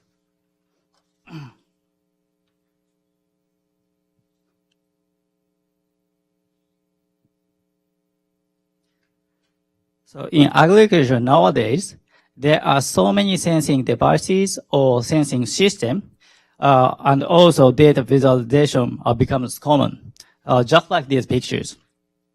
So, however, here is the question. Is just visualization enough to support farmers or implement eco-friendly agriculture? Well, many of you say no, and my answer is not enough. Then how can we use collected data for cultivation or support farmers? It is assumed that to utilize environmental data, we have to think from the plant science point of view. So please look at the slide below. And this is an example of Japanese rice cultivar koshihikari. And I have lined up by growing stages, such as sowing stages, rooting stages, maturing stages, harvesting stages. And as you can see in each stages, there is a number and cultivation know-how. In other words, these are value-added data, and these scientific evidence have been accumulated thanks to so many researchers and scientists. So our approach to utilize major data is integration of scientific knowledge from plant phenology, biology, physiology, pathology, and cultivation know-how with agriculture IoT technologies. Next slide, please. And this is our e-Kakashi solution, and Kakashi means scarecrow in Japanese. So just like electric scarecrow keeps eye on your agriculture field. And e-Kakashi is a tool providing function to implement science-based agriculture. So in e-Kakashi, we collect environmental data, but we are more focusing on utilizing the data for cultivation. So integration of scientific knowledge with IoT technologies are able to do this navigation function, just like car navigation system. So it will tell you when to do, what to do. So probably we can estimate the harvesting timing as well. We assume this is a very important function to support farmer decision making and also reduction of production costs and implementation of environmental conservation and so on. Next slide, please. Now I'd like to introduce application example, and first example is human resource development. I strongly believe that to implement eco-friendly agriculture with high yield sustainably, education for younger generation is extremely important. Therefore, we have made education projects for younger generations in cooperation with some of agriculture technical colleges in Japan. What we have been providing are the opportunities to learn about agriculture issues, advanced technologies such as agriculture IoT, and science-based and eco-friendly agriculture. Before this project, students had no idea how to use plant physiology in cultivation, because they think plant physiology or science is individual thing and cultivation is other thing. There is no link between them. That's why what we are trying is to connect between science and cultivation in one table. So agriculture IoT or advanced technology can help education as well. So in this project, students have opportunities not only to use IoT devices by themselves, but also to learn how to use data for cultivation supported by teachers and facilitators.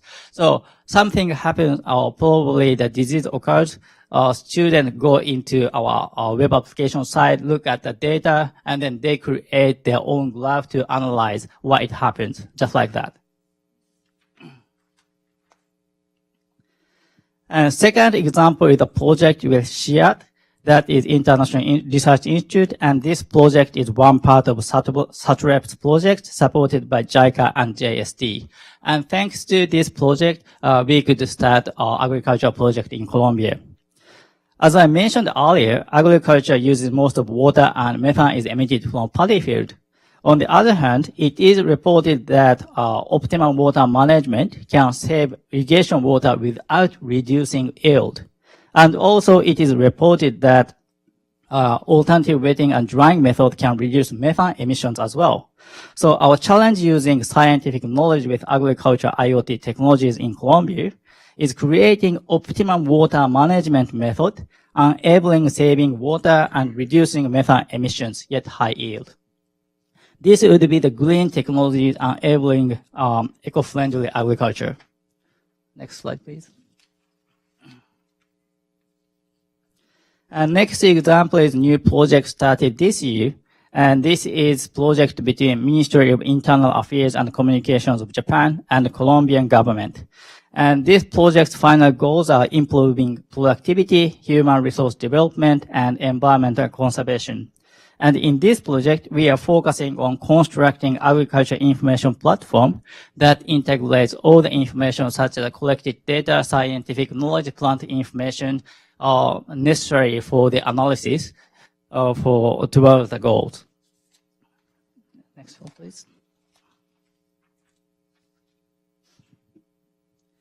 And last example is also a new project in Colombia with IDB, SHIAT, and Blanquita, which is local rice milling company and is part of the value chain. The project's main objective is to improve the productivity and sustainability of rice farming in Colombia by implementing a new technological solution and to solve environmental problems.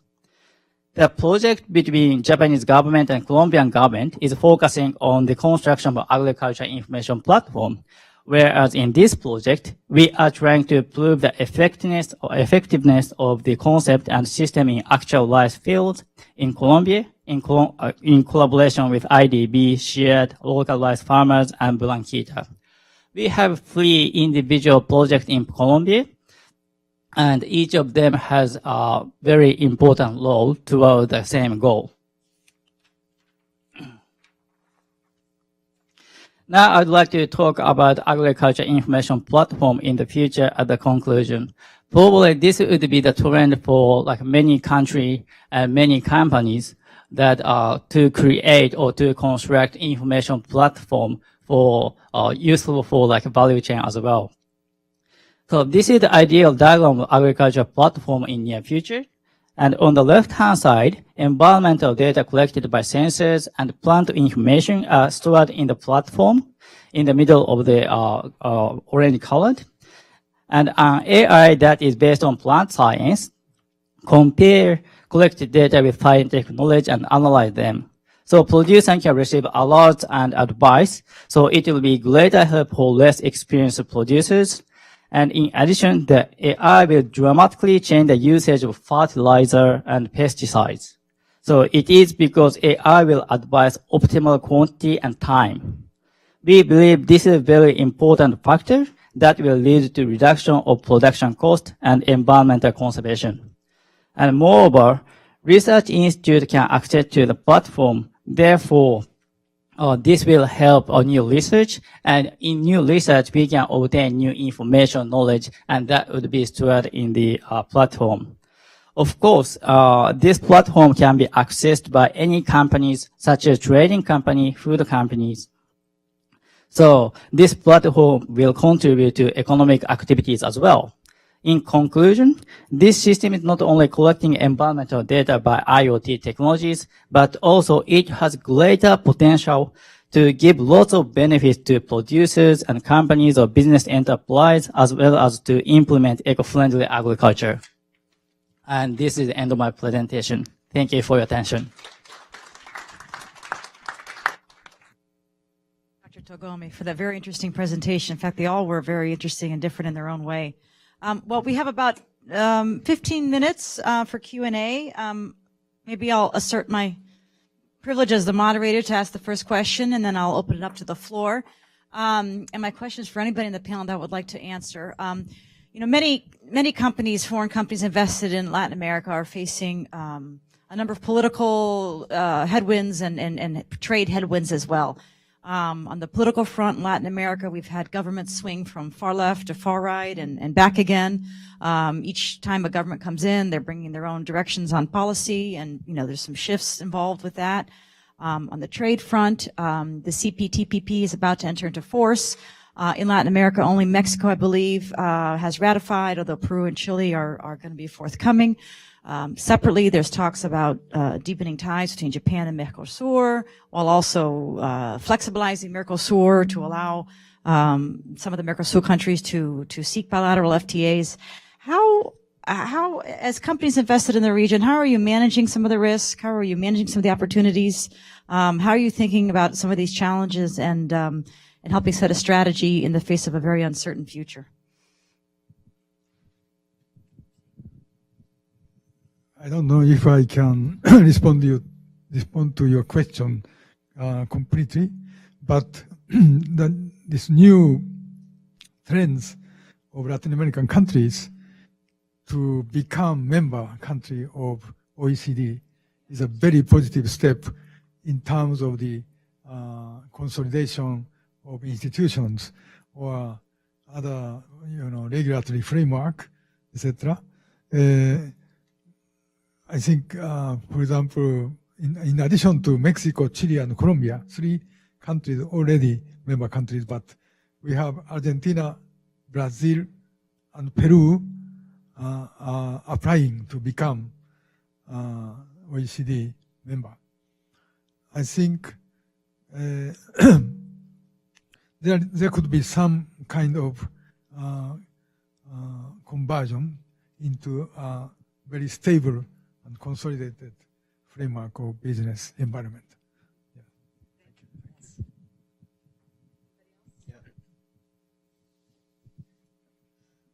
Thank you. Is it on? Let me answer to you the first part of your question that has to do with investment.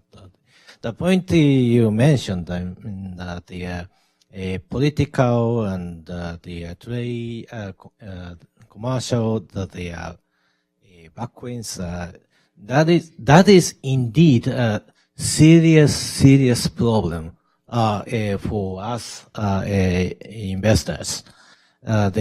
So what we can do is we keep ourselves vocal and having a direct communication with the government to show concerns that we cannot continue investing if the unexpected sudden change in regulation happens because it's simply because we are investing in long term.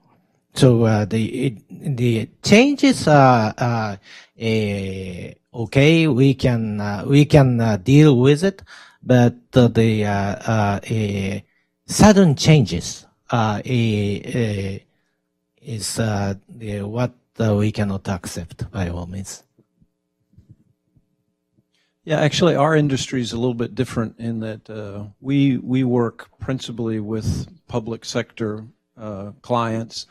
As you might have noticed from my presentation, most of the projects go over several years, some of them even reaching longer than a decade. So we end up dealing with sometimes 2 or 3 different governments during the culmination of the project. And so we really have to just deal with whoever's in power. I mean, we don't have any choice. Once we sign the contract, we have to finish it. I would also say that my first experience in Venezuela, which is where I started my career in Latin America, I was there when Chavez literally made his first attempt at overthrowing the then government. And so these kinds of things have been happening everywhere, not just Latin America, but they happen everywhere. I mean, I think you can argue that probably the tumultuous governmental events in the United States, in Europe, in China have much more effect than changing a small government in Latin America does on our overall business. So we just try to deal with it as best we can, move forward. The good thing in our industry, people always need roads, they always need bridges, the infrastructure industry is going to be there, so we just adapt and move forward. Yeah.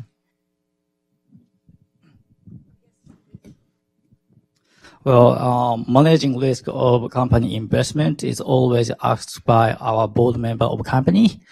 And especially in Latin America, Colombia, that is very far and very different culture. And especially for us in agriculture side, there are different species and different crops. So our strategy is doing little by little. Just like our JICA Satellite project for the start with.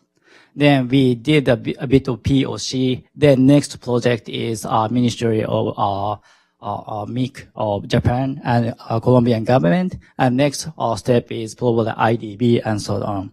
So we can probably reducing the risks of the investment. That's what I think. Yes, take 2 questions here. I think Barbara in the first row, and then. A question for Professor Osono and another for Mr. Omotoy. Is that okay? Okay.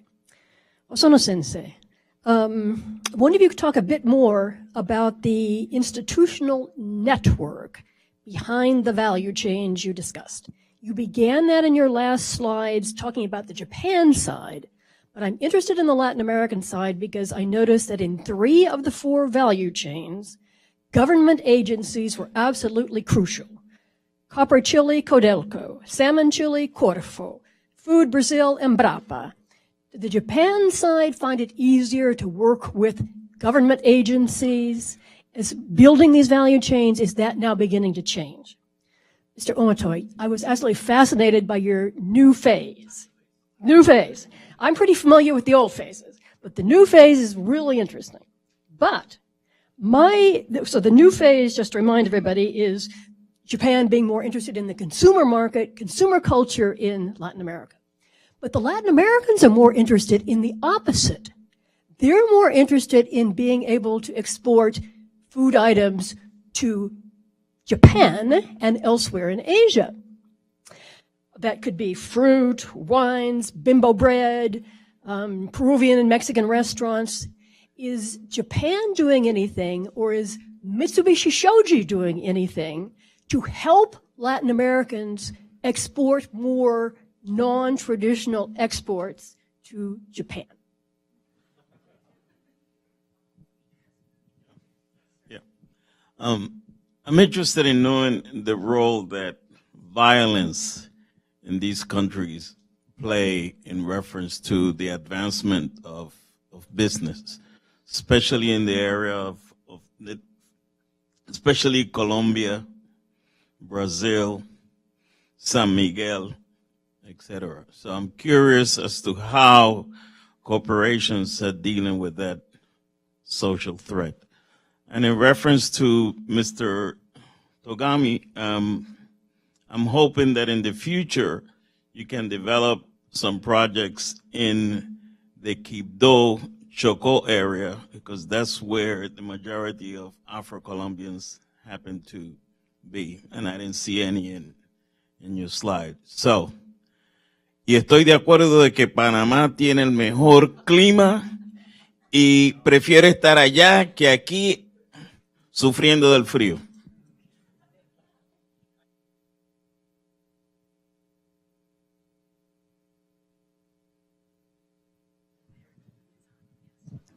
Barbara-san, thank you very much for your very important question.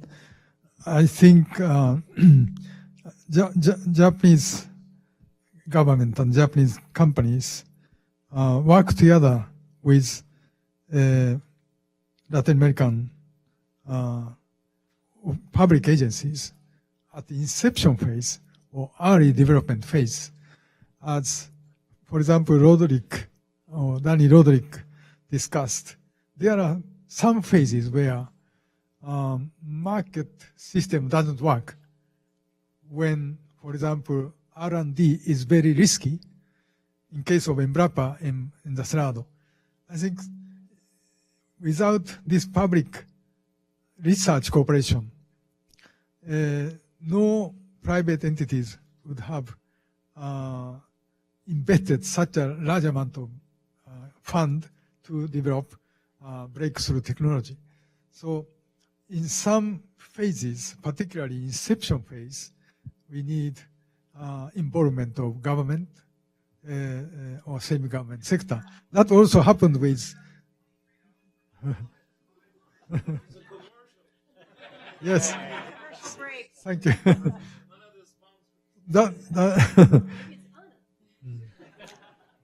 Yes. Somewhat similar happened in the case of salmon industry. At the initial phase, CERNAP, Servicio Nacional de Pesca, worked with JICA. In the case of supporting industries with auto part makers in Mexico, small and medium enterprises need some support in order to participate at the beginning. So local government, universities, etc., also participated in this supporting industry. So I think in the case of value chain development, we cannot live just at market forces. We need to be very flexible, and we need to establish some public-private partnership. Yes. In the case of Codelco, Codelco is different. It's such a big multinational corporation in copper industry. So Japanese companies worked with Codelco and also at some private companies of Chile.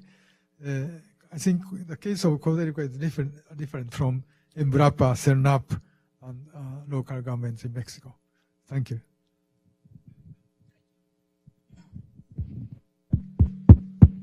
Thank you. Appreciate your question, which is very valid. I think every business has to have a advantage or strategy. I think in case of export of agriculture, the products from, well, I'm in Chile, so I talk about Chile. They are from Chile to Japan. I think the advantage is having opposite season. So thanks to that, already the product flow is there. For products like arándanos, blueberry, grapes, the kiwis, sometimes tomato, but Mitsubishi Corporation or Sogo Shosha trading companies, we are not much involved there.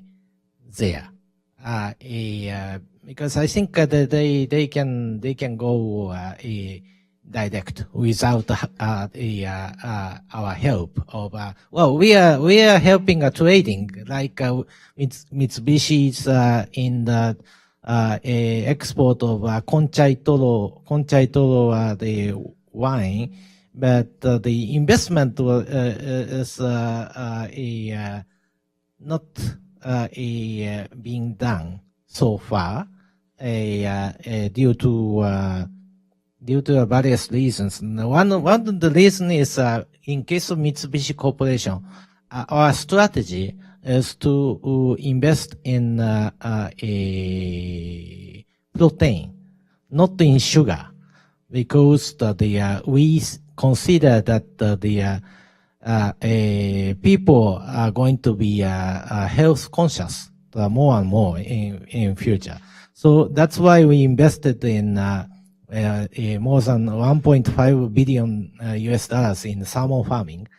And pork, maybe pork and the chicken, maybe the candidate for us. And I think the other Sogo Shosha having a similar strategy. On the other hand, a Chilean government agency, Invest Chile, they are asking us to bring Japanese technology to value add to their agricultural products. The Chilean government don't want to export the fruits or the vegetable as it is. They want to value add something special to be competitive. I think that area maybe we should work a little bit harder. Having a high antenna for the new technology that allows value adding to the Chilean or Latin American agriculture products.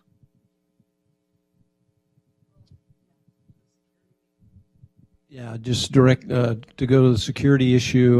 We're, and I would say actually lucky, we get to work in a lot of impoverished areas because that's sort of what we do is looking to bring infrastructure to people who don't already have it. There are really two things that we try to focus on because it is a big issue. We obviously want our people to be safe and we want the people around our projects to be safe. The first thing is, even though we're a Japanese company in that we're headquartered in Japan, our international approach is what we call a multi-domestic operation, in that we try to have as many local and regional people employed as possible. So when we're looking for engineers, our first choice, if we're in Peru, we look for a Peruvian engineer.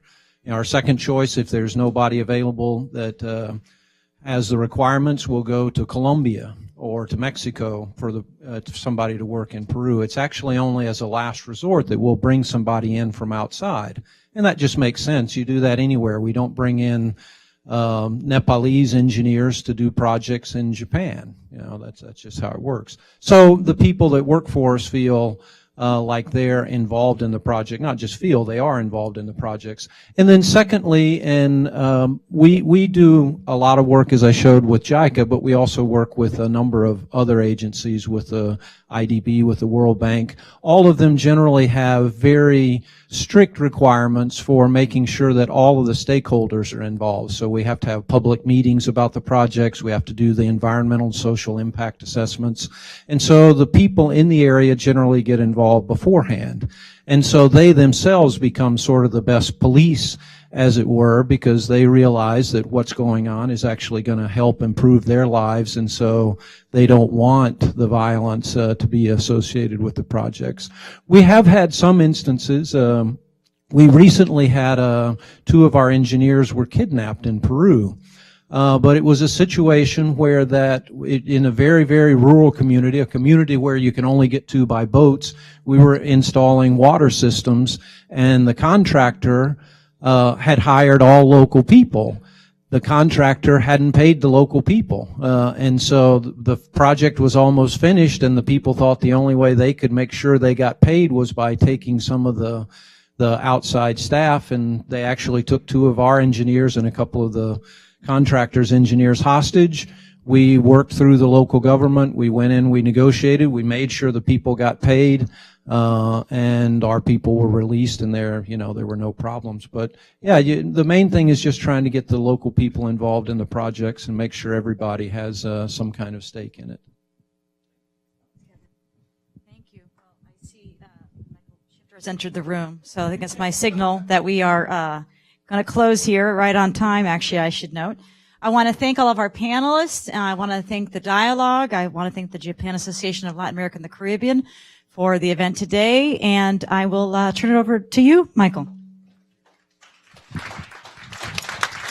Thank you very much, Gabrielle. I just, don't worry, I'll be brief. I just want to thank all of the panelists today for their excellent contributions, extremely interesting, extremely informative. I want to thank the Japan Association of Latin America and the Caribbean for their partnership. This, again, as Margaret mentioned at the beginning, this is the 4th meeting that we've done, 2 in Washington, 1 in Mexico City and 1 in Tokyo, which was terrific. And we're going to continue to look at this relationship that often is sort of below the radar, doesn't get a lot of attention. It doesn't dominate the headlines, but it's absolutely fundamental. And it's been going on for a long time. It continues to evolve in very interesting ways, as we heard during the course of today's session. So the dialogue is committed to being engaged in this area. I also want to give a special thanks to Margaret Myers, who's done a remarkable job in directing our program on Asia and Latin America. And she's really put a lot of effort into this partnership and making it a reality. So thank you, Margaret, and also my colleague, Ricardo Barrios, for his support and his assistance as well. It's clear today that we've learned that the many decades of cross-Pacific ties have generated lots of gains for both Japan and Latin America. Despite the uncertainty both in Latin America and throughout Asia. And all of our speakers have noted today that there is tremendous possibility for Japanese innovation and targeted investment to bring new advances and strides to the region. We look forward to working with our partners to better understand this evolving and critical relationship and identify areas in which Japan and Latin America can most benefit from continued cooperation. Let me finally thank our sponsors, Mitsubishi Americas, thank you, Nippon Koi, PC Solutions Corporation, ANA, and Prudential. Without your support, we would not be able to continue this very timely and important analysis of a very, very important subject. So thank you all very much for coming, and we hope to see you again soon at the Inter-American Dialogue for other events on Japan and other important topics. Thank you all for coming. Thank you.